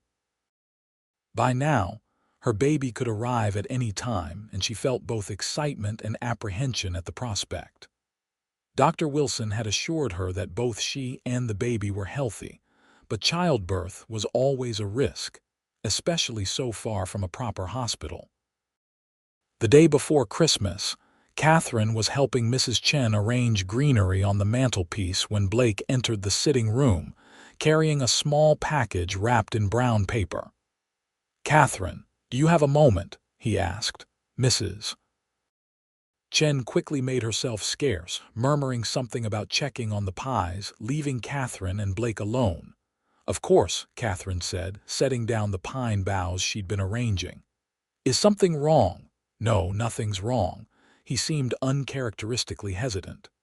I wanted to give you your Christmas gift privately, rather than tomorrow with everyone present." Katherine was touched and a little surprised. She had purchased small gifts for all the children and made a knitted scarf for Blake, but hadn't expected anything in return. "That's very thoughtful of you, Blake." He handed her the package. "It's nothing grand, but when I saw it, I thought of you." Katherine carefully unwrapped the brown paper to reveal a small velvet box. Inside was a delicate silver pendant on a fine chain. The pendant was shaped like an open book, with tiny words engraved on its pages that she had to squint to read. "Knowledge illuminates the path forward." "Blake, it's beautiful," she breathed, lifting the necklace from its box. "I've never seen anything like it. It reminded me of you, your dedication to teaching, your belief in the power of education to change lives." He cleared his throat slightly. "May I?" she nodded, handing him the necklace and turning so he could fasten it around her neck. His fingers were surprisingly gentle as they brushed against her skin, sending a shiver down her spine that had nothing to do with the winter chill. "Thank you," she said, turning back to face him, one hand rising to touch the pendant where it rested just below her collarbone. "I'll treasure it always." Blake's eyes were warm as they met hers. "It suits you." Katherine felt her cheeks flush under his gaze. "I have something for you too, though it's not nearly as fine as this. It's upstairs in my room. If you'll wait a moment, I'll fetch it." "Of course." Katherine made her way carefully up the stairs, conscious of her ungainly movements as she neared the end of her pregnancy. In her room, she retrieved the carefully wrapped scarf she had knitted for Blake during her week of bed rest, dark blue wool, that she hoped would bring out the color of his eyes. As she started back down the stairs, a sudden sharp pain lanced through her abdomen, causing her to gasp and clutch at the banister. Before she could catch her breath, another pain followed, more intense than the first. She felt a warm rush of fluid down her legs and realized with a mixture of alarm and excitement that her water had broken. "Blake," she called, her voice strained. "Blake, I need help." He appeared at the foot of the stairs instantly, his expression changing from curiosity to concern as he took in her situation. "The baby," Katherine nodded, wincing as another contraction began. "I think so. My water just broke." Blake didn't hesitate. He bounded up the stairs and carefully lifted Katherine into his arms, mindful of her condition. "Mrs. Chen," he called as he carried her toward her bedroom. "Send for Dr. Wilson immediately. The baby is coming." The next hours passed in a blur of pain and effort for Katherine. Martha Wilson arrived quickly, having stayed in town after her husband returned to check on Lucy. She took charge of the situation with calm efficiency, directing Blake and Mrs. Chen in preparing the room and gathering the necessary supplies. "You're doing beautifully, Katherine," Martha assured her as the labor progressed. "The baby is in the perfect position and everything is proceeding normally." Katherine, gripped by another contraction, could only nod. Between pains, she was vaguely aware of Blake pacing anxiously in the hallway outside her room, having been banished by Martha as was proper for the birthing chamber. "He's worried about you," Martha commented as she wiped Katherine's forehead with a cool cloth. "He cares for you very deeply, you know." "He's a good man," Katherine managed between breaths. "The best I've ever known." Martha smiled knowingly but said nothing more as another contraction claimed Katherine's attention. As evening fell, the labor intensified. Katherine had never experienced pain so all-consuming, so primal. She found herself crying out, beyond caring who might hear. Through it all, Martha remained steady, coaching and encouraging, assuring her that everything was normal, that the baby was almost here. "I can see the head," Martha announced finally. "One more big push, Katherine. You can do it." Gathering her remaining strength, Katherine bore down with everything she had. There was a moment of searing, impossible pressure and then release.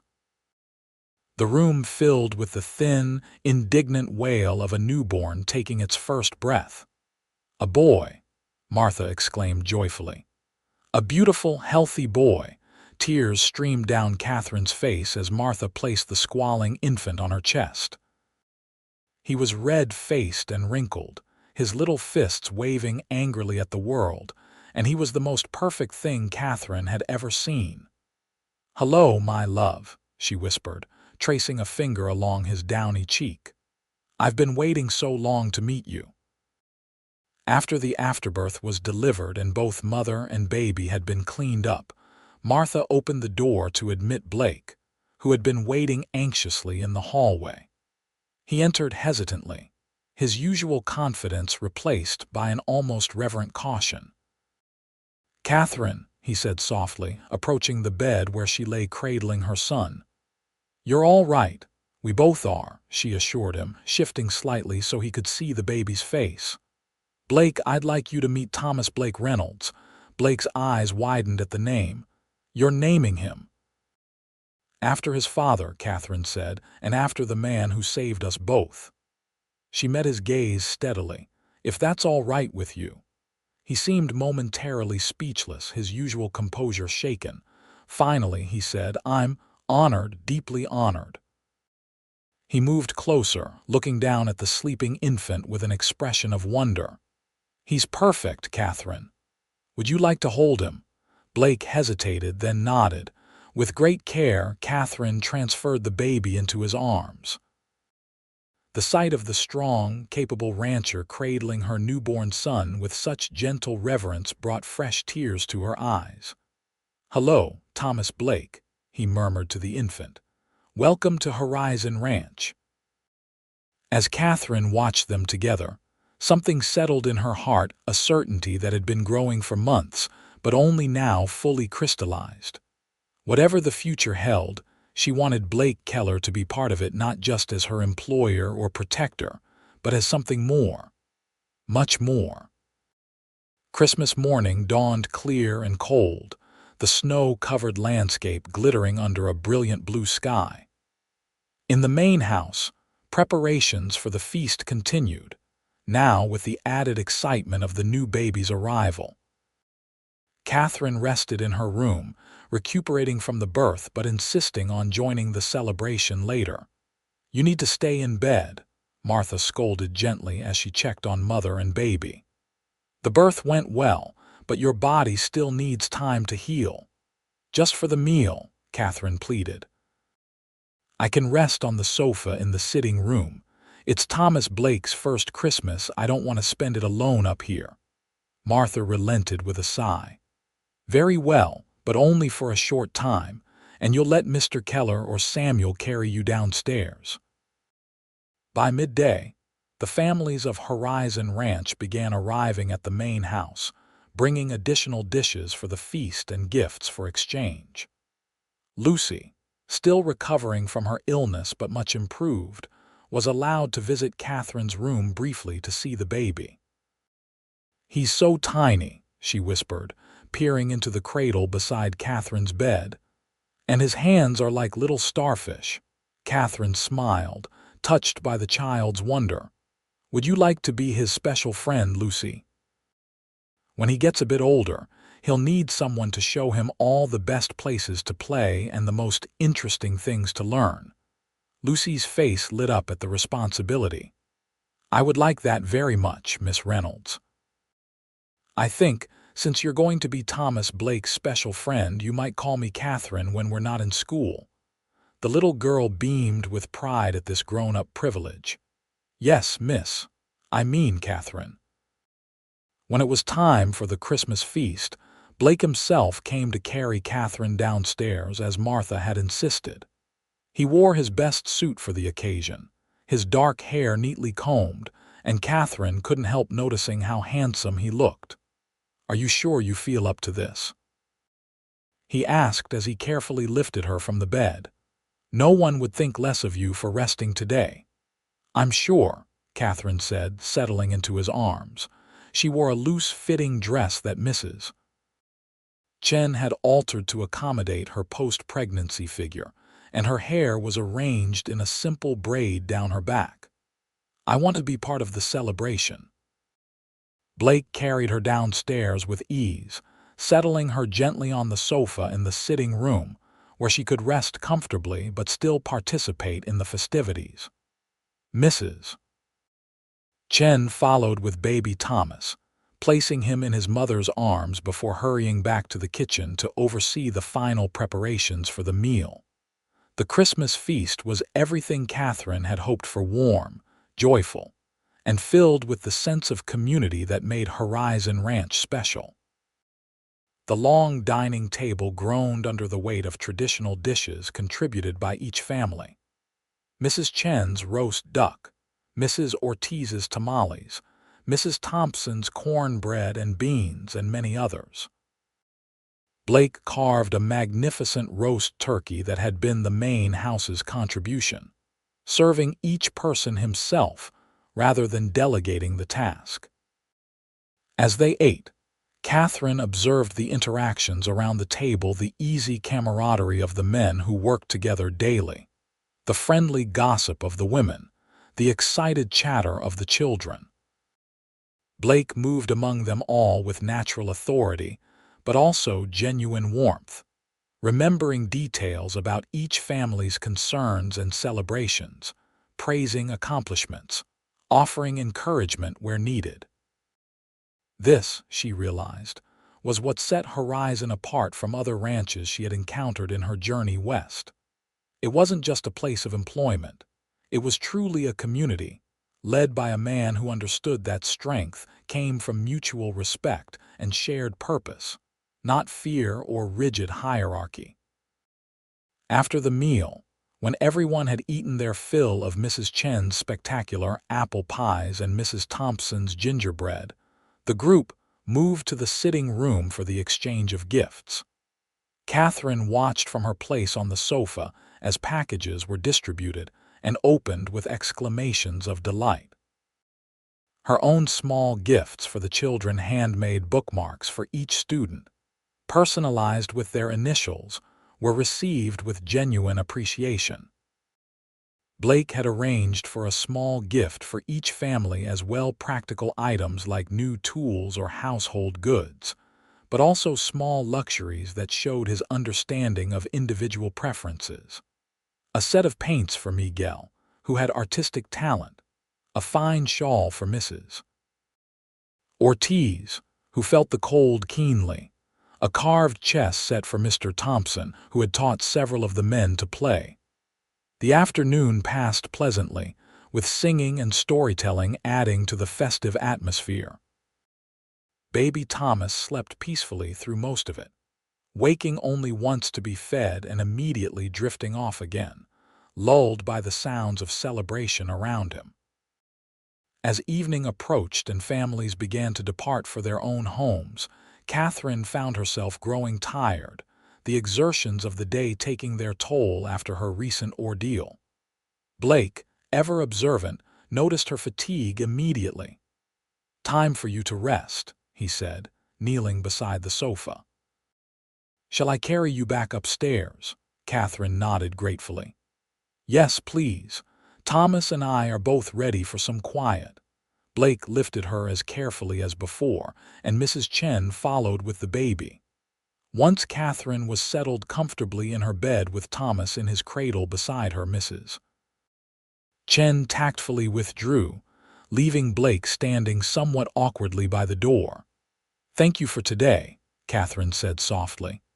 "It was a wonderful Christmas, despite or perhaps because of the unexpected arrival of our newest ranch member." Blake smiled, moving closer to look down at the sleeping infant. "He seems to have enjoyed his first celebration." "He did." Katherine hesitated, then added, "I never opened your gift properly yesterday with everything that happened." She gestured to the small package still sitting on her bedside table. "The necklace is beautiful, Blake. I don't know how to thank you." "Your presence here at Horizon is thanks enough," he said, his voice low. "You've brought something special to the ranch, to all of us." He paused, then added more quietly, "To me." Katherine felt her heart quicken at his words. "Blake," she began, uncertain how to express the feelings that had been growing in her for months. "I should let you rest," he said, stepping back toward the door. "Tomorrow will be soon enough for whatever else we might need to discuss." Katherine recognized the wisdom in his suggestion. She was exhausted, emotionally and physically, and any significant conversation deserved her full attention. "Tomorrow, then," she agreed. Blake nodded, his eyes lingering on her face for a moment before he turned to leave. At the doorway, he paused. "Good night, Katherine, and Merry Christmas." "Merry Christmas, Blake," she replied softly, watching as he closed the door gently behind him. The weeks that followed Christmas were a time of adjustment and recovery for Katherine. Baby Thomas proved to be a generally good-natured infant, but like all newborns, his demands were constant and sometimes unpredictable. Mrs. Chen was an invaluable help, often taking the baby for a few hours so Katherine could rest or attend to other needs. Blake was a frequent visitor to Katherine's room, bringing books or simply sitting with her for conversation when she felt up to it. The discussion he had alluded to on Christmas night remained unspoken between them, both seeming to understand that the time wasn't yet right. Katherine was still recovering from childbirth, still adjusting to motherhood, and Blake appeared content to wait until she was ready. By mid-January, Katherine felt strong enough to resume some of her normal activities. She began taking short walks around the ranch, bundled against the winter chill, often with Thomas securely swaddled and carried in a sling Mrs. Ortiz had shown her how to use. She also started planning lessons for when she would return to teaching, though she and Blake had agreed that wouldn't be until at least March. One crisp, clear afternoon, Katherine was sitting on the porch of the main house, enjoying the weak winter sunshine when Blake joined her. He had been out since early morning, checking on cattle in the lower pastures, and his cheeks were ruddy from the cold. "How are you feeling today?" he asked, settling into the chair beside hers. "Better every day," she replied honestly. "Doctor Wilson says I'm healing well and Thomas is gaining weight steadily." Blake nodded, his expression pleased. "You'll be back to teaching before we know it, though the children are enjoying their extended holiday." Katherine smiled at that. "I'm sure they are, but their education can't wait forever. Mrs. Thompson has been wonderful about continuing with the basic lessons, but there's so much more I want to teach them." "Your dedication is admirable," Blake said, his tone warm with approval. "But don't push yourself too hard too soon." They fell into a comfortable silence, watching as a hawk circled lazily in the sky above the ranch. Katherine found herself sneaking glances at Blake's profile, admiring the strong line of his jaw, the thoughtful set of his mouth. Over the months, she had come to know the man behind the reserved exterior, his principles, his humor, his unwavering commitment to the community he had built. "Blake," she said finally, breaking the silence, "I think it's time for that discussion you mentioned on Christmas." He turned to look at her, his blue eyes serious. "Are you certain? There's no rush, Katherine, I'm certain." She took a deep breath, gathering her courage. "These past months at Horizon have been transformative for me. When I arrived, I was broken in so many ways, physically, emotionally. I didn't think I would ever feel whole again after losing Thomas, after everything I endured afterward." Blake listened intently, his full attention focused on her words. "But here, with you and the others, I've found something I never expected to find again, a sense of belonging, of purpose." She met his gaze directly. "And I've found feelings in my heart that I thought had died with my husband." "Katherine," Blake began, his voice low and intense. "Please let me finish," she interrupted gently. "I need to say this while I have the courage. I care for you, Blake Keller, deeply. More than as a friend or employer. I understand if you don't feel the same way or if it's too soon after your wife's passing, but I needed you to know." Blake was silent for a long moment, his expression unreadable. Then, slowly, he reached out and took her hand in his. "Katherine, when I saw you on that auction block in Mojave, something inside me that had been dormant for years suddenly awakened. I told myself I was just doing what any decent man would do, rescuing someone in desperate need. But the truth is, from that first moment, there was something about you that called to me." Katherine felt her heart racing as he continued. "Over these months, watching your strength, your resilience, your kindness to everyone around you despite all you've endured, I've come to admire you more than any woman I've known since Rebecca." He squeezed her hand gently. "What I'm trying to say, rather poorly, is that I care for you too. More than I thought possible." "Oh, Blake," Katherine whispered, tears of happiness filling her eyes. But, he continued, his expression growing serious, there are complications we need to consider. I'm older than you with a past that includes experiences I wouldn't wish on anyone. You're recently widowed, with a newborn son to consider. And there's the matter of my position as your employer, which creates an imbalance I'm uncomfortable with. Katherine nodded, appreciating his thoughtfulness even as she felt a pang of disappointment at his caution. What are you suggesting? Blake seemed to consider his words carefully. I'm suggesting that we proceed slowly, with open eyes and honest hearts, that we allow whatever is growing between us the time it needs to mature naturally, and that we be mindful of how our relationship might affect others around us, particularly your son. That seems sensible, Katherine agreed, though part of her wished he would simply sweep her into his arms as he had done that first day in Mojave. As if reading her thoughts, Blake lifted her hand to his lips, pressing a gentle kiss to her knuckles. Sensible, yes, but not without its pleasures. May I call on you properly, Katherine? Court you as you deserve to be courted. Katherine felt a warmth spread through her at his formal request. Yes, Blake, I would like that very much. Their courtship began with small, meaningful gestures. Blake brought Katherine wildflowers he found on his rides around the ranch. She set aside special books she thought he might enjoy from the new shipment that arrived for the school. They took walks together when weather permitted, gradually sharing more of their pasts, their hopes, their fears. Katherine learned about Blake's childhood in Texas, his difficult relationship with his domineering father, his education back east, and his reluctant return home when the war began. He told her about Andersonville not all at once, but in painful fragments that she pieced together over time, understanding better the nightmares that sometimes haunted him. And he spoke of Rebecca, the young woman he had met and married after the war, whose gentle spirit and unwavering support had helped him heal from his wartime experiences.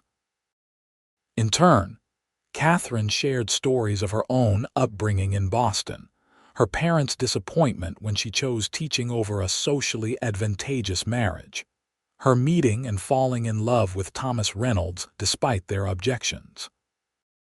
She told Blake about the joy she and Thomas had shared in their brief marriage, their dreams of building a life together in the West, and the devastating day when those dreams were shattered by violence. As winter gradually gave way to spring, Katherine returned to her teaching duties, now with Thomas often sleeping peacefully in a basket beside her desk. The children adored the baby, competing for the privilege of holding him during their breaks or helping to rock him when he fussed. Lucy, true to her promise, appointed herself Thomas's special protector, proudly explaining ranch life to the infant who could not possibly understand her yet. Blake continued his careful courtship, never pushing for more than Katherine was ready to give. Their first kiss came on a mild evening in April, as they walked back from checking on a newborn foal in the stables. It was gentle and brief, but it left Katherine breathless with its promise of deeper passion to come. As May arrived, bringing with it a profusion of wildflowers and the busy season of spring calving, Blake invited Katherine to accompany him on a special ride. "There's something I want to show you," he explained as they prepared to set out early one morning. "It's about an hour's ride from here, but I think you'll find it worth the journey." Mrs. Chen had happily volunteered to watch Thomas, so Katherine was free to enjoy the outing without worry. Blake had selected a gentle mare for her to ride, and they set off at an easy pace, following a trail that wound up into the foothills above the ranch. The morning was perfect, crisp and clear, with a light breeze carrying the scent of pine and new growth. As they climbed higher, Katherine marveled at the views that opened up below them. Horizon Ranch spread out like a living map, the buildings neat and well-maintained, cattle dotting the green pastures, the creek winding like a silver ribbon through the property. "It's breathtaking," she said as they paused to rest the horses at a viewpoint. "This is just the beginning," Blake promised, a hint of excitement in his usually composed demeanor. "The best is yet to come." They continued upward, the trail narrowing as it wound through stands of pine and aspen. Finally, they emerged into a small, hidden valley nestled among the hills. A clear stream tumbled down one side, creating a series of small waterfalls before pooling in a natural basin surrounded by wildflowers. Tall pines provided dappled shade, and the whole scene was one of pristine, untouched beauty. "Oh, Blake," Katherine breathed, reining in her horse to take in the sight. "It's like something from a fairy tale." Blake dismounted and came to help her down from her mare. "I found this place my first year at Horizon, when I was exploring the boundaries of the property. I've never shown it to anyone else." Katherine felt honored by his sharing of this private sanctuary. "It's the most beautiful place I've ever seen. This is where I came when I needed to think, to remember why I started Horizon in the first place." Blake took her hand, leading her toward a flat rock beside the pool where they could sit comfortably. "And it's where I came to make the hardest decisions of my life, including whether to ride into Mojave that day last summer." Katherine looked at him in surprise. "You mean, you almost didn't come to town that day?" Blake nodded, his expression solemn. "I had heard rumors about the auction, about what kind of merchandise would be available. Most men in my position would have ignored it, just another unpleasant reality of frontier life." He paused, looking out over the valley. "I came here to think, to decide whether to intervene or mind my own business as everyone expected me to." "What made you decide to come?" Katherine asked softly. He was silent for a moment, then said, "I asked myself what kind of man I wanted to be, the kind who looks away from suffering because it's convenient, or the kind who does what's right regardless of the cost or complications. When I put it to myself that way, there was really no choice at all." Katherine squeezed his hand, overwhelmed by gratitude for his moral courage. "I'm glad you chose as you did." "So am I," he said, turning to face her fully. "More glad than I can possibly express, because it brought you into my life, Katherine, you and Thomas." There was something in his tone, a seriousness beyond their usual conversations, that made Katherine's heart beat faster. "I brought you here today for a specific reason," Blake continued, taking both her hands in his. "This place has always been where I come to make life-changing decisions, and today is no exception." Katherine's breath caught as he reached into his pocket and withdrew a small velvet box similar to the one that had contained her Christmas necklace, but somehow more significant. "Katherine Reynolds," Blake said, his voice steady despite the emotion evident in his eyes. "These past months have shown me that second chances are possible, even for those who believe their capacity for love has been exhausted by grief. You have brought light back into my life, purpose beyond mere existence. I can no longer imagine Horizon or my future without you in it." He opened the box to reveal a ring not ostentatiously large or flashy, but exquisitely crafted, a perfect sapphire surrounded by small diamonds in a silver setting. "I would be honored if you would consent to be my wife, to make our unofficial family official in the eyes of God and the law. I promise to love and cherish both you and Thomas, to provide for you, to protect you with my life if necessary, and to spend every day trying to be worthy of the gift of your love." Tears filled Katherine's eyes as she looked from the beautiful ring to the face of the man she had come to love so deeply. "Yes, Blake Keller," she whispered. "Yes, I will marry you." With hands that trembled slightly, Blake slipped the ring onto her finger. It fit perfectly, as if made for her.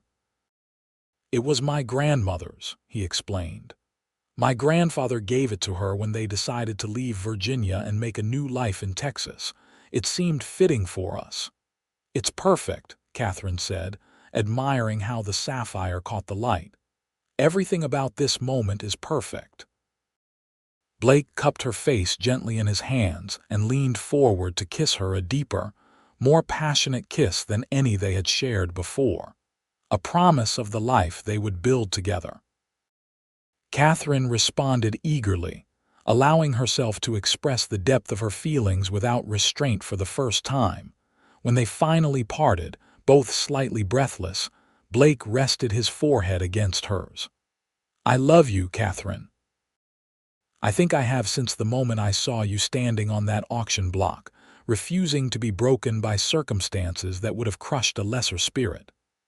"And I love you," she replied, her heart full to overflowing. "For your courage, your kindness, your unwavering sense of what's right. For the second chance you've given me and my son." They remained in that hidden valley for much of the day, talking, planning their future, and simply enjoying the peace of being together in such a beautiful place. When they finally rode back to the ranch, the setting sun gilding the landscape in gold, Katherine felt a sense of completion she had never experienced before, as if the final piece of a complex puzzle had fallen into place, revealing a picture more beautiful than she could have imagined.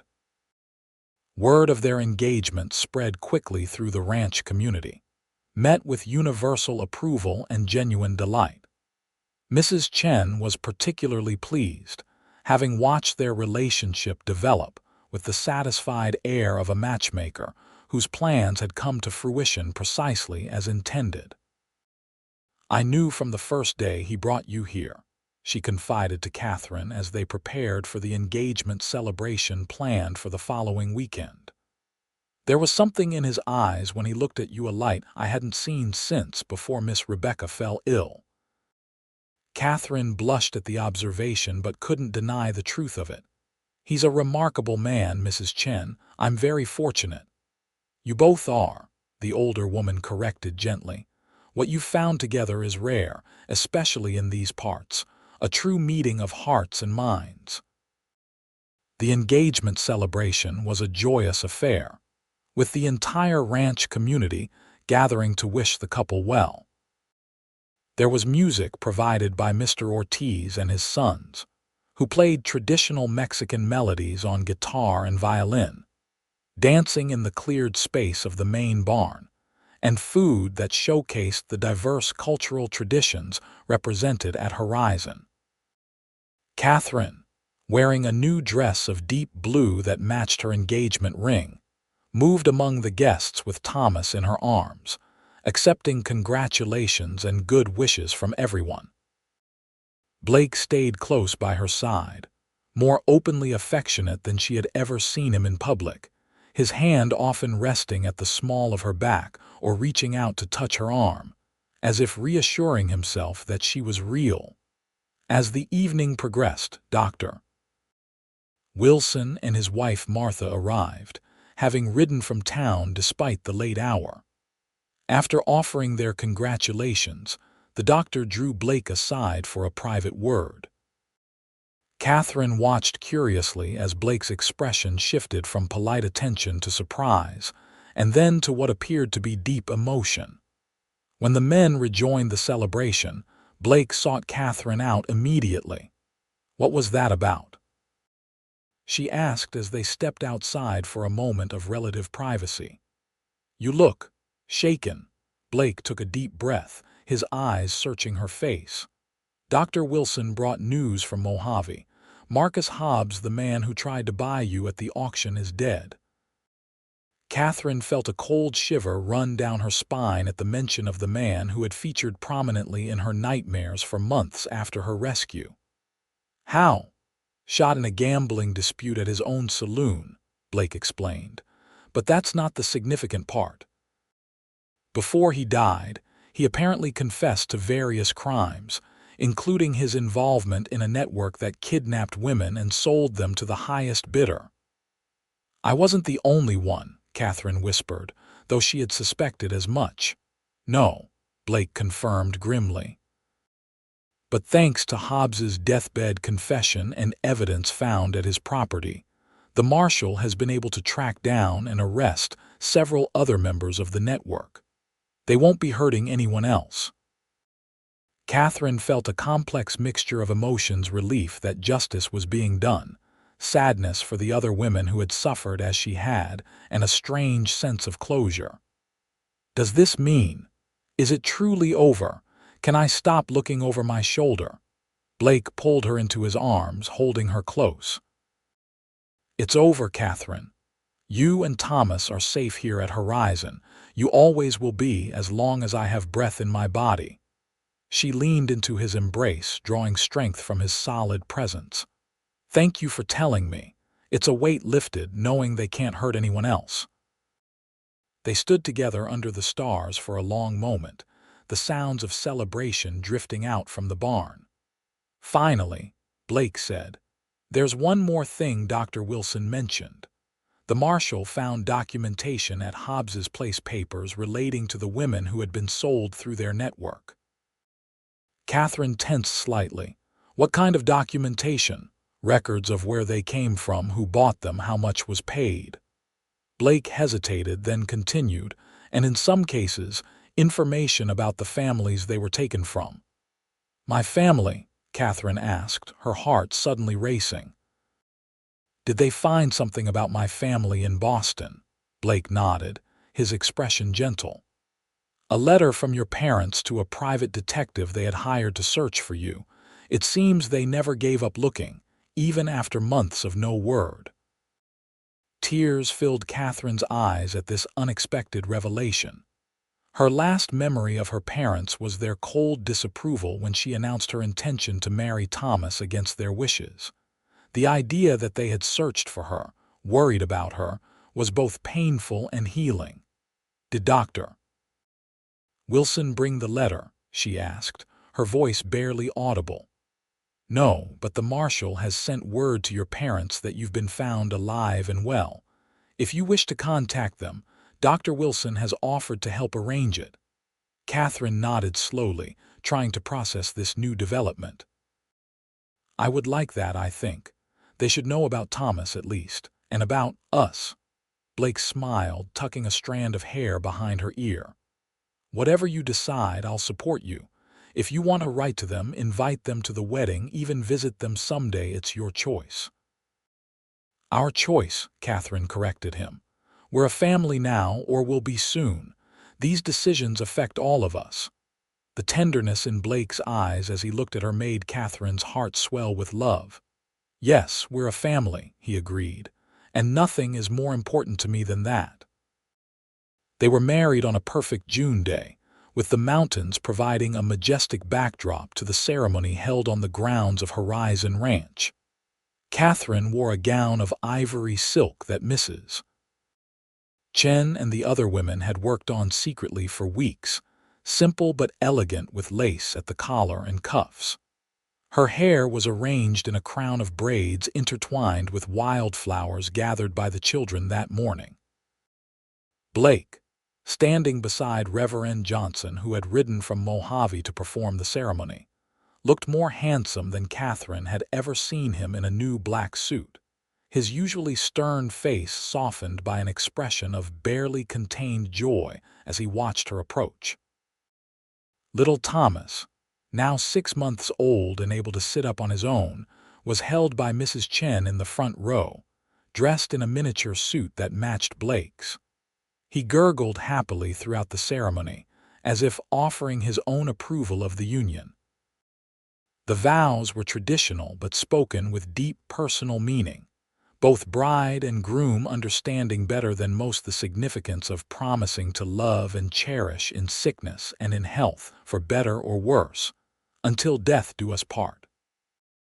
When Blake slipped the gold wedding band onto Katherine's finger to join her engagement ring, his hands were steady but his eyes betrayed the depth of his emotion. I now pronounce you husband and wife, Reverend Johnson declared with evident satisfaction.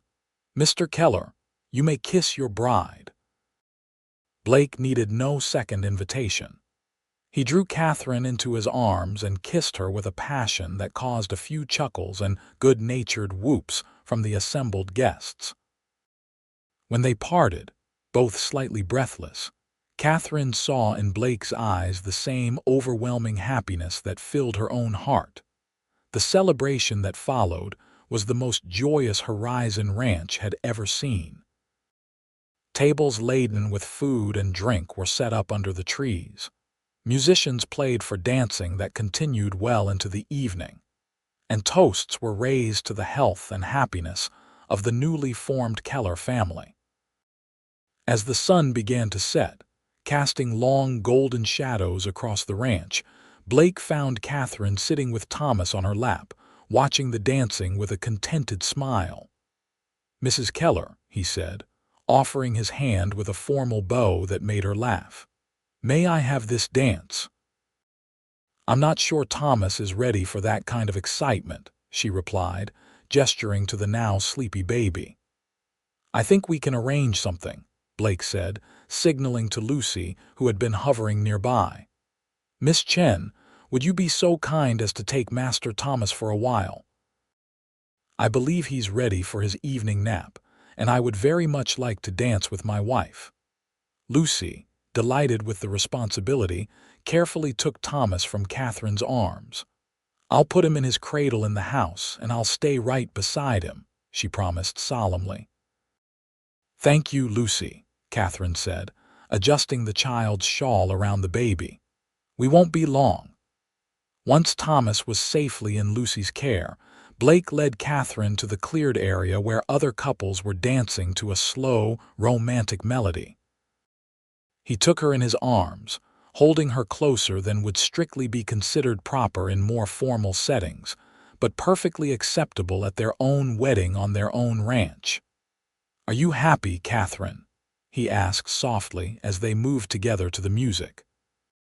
"Happier than I ever thought possible," she replied honestly. "A year ago, I had lost everything and was facing a future so dark I couldn't bear to contemplate it. Now I have a home, a family, meaningful work, and a husband I love with all my heart. How could I be anything but happy?"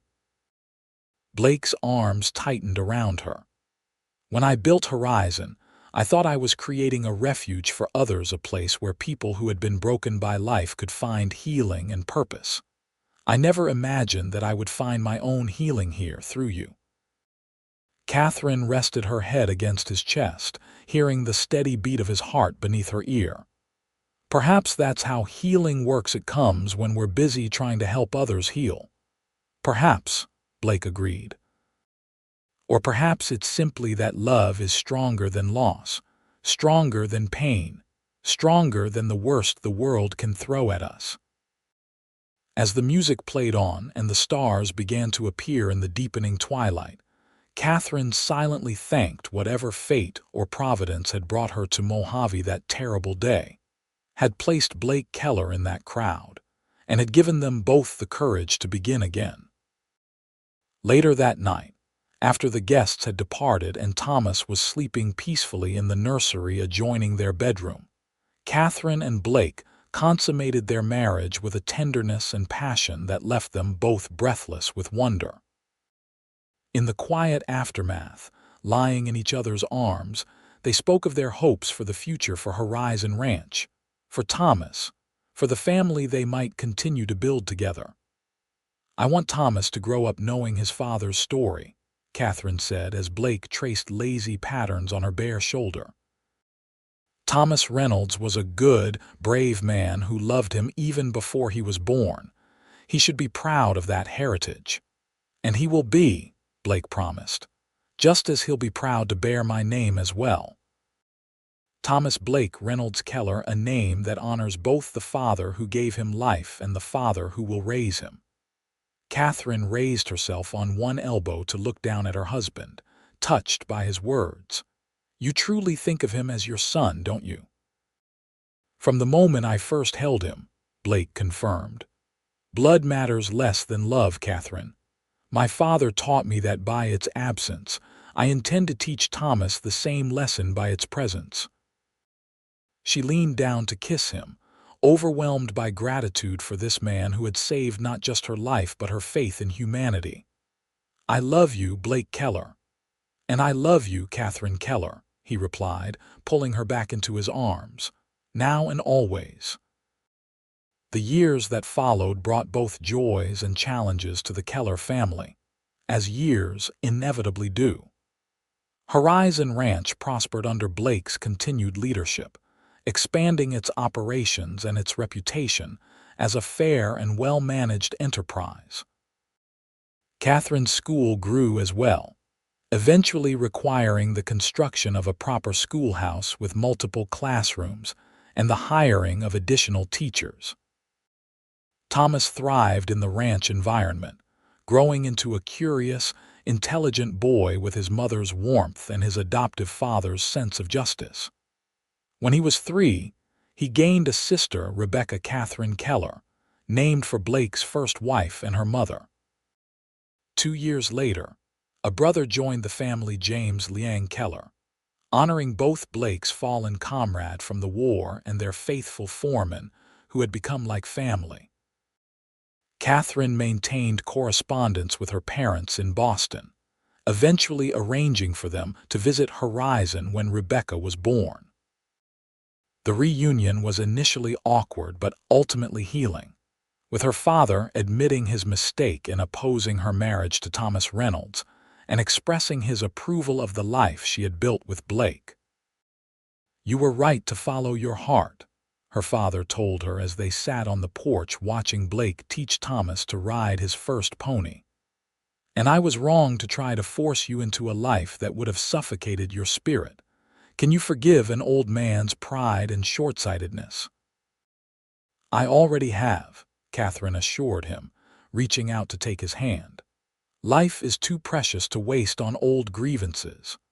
Lucy Chen grew from a frail child into a capable young woman with a talent for teaching that rivaled Katherine's own.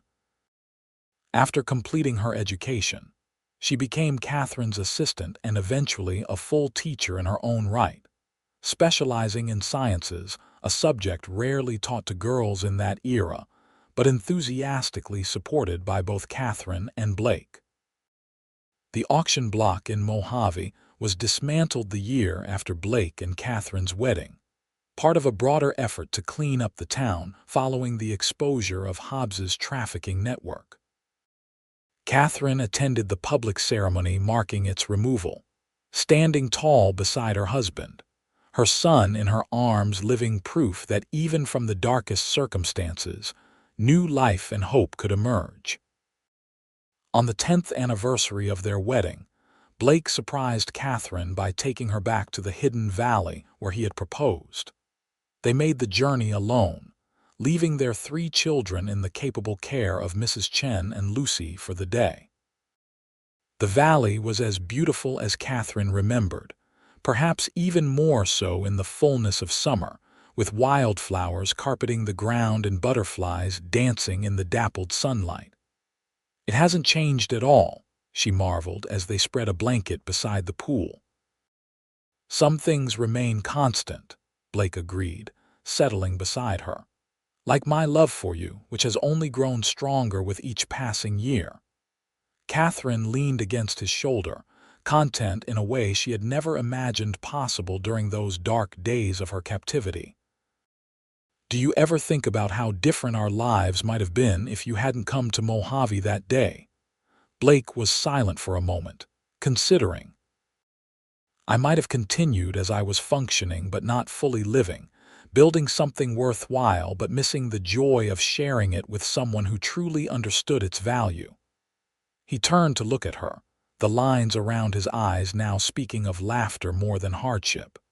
"And you?" "I try not to think about it," Katherine admitted. "But I know that Thomas, Rebecca, and James wouldn't have the wonderful father they adore, and I wouldn't have the partner who makes every day, even the difficult ones, worthwhile." Blake reached into his pocket and withdrew a small package. "I brought you something to mark the occasion." Katherine unwrapped the package to find a delicate gold locket.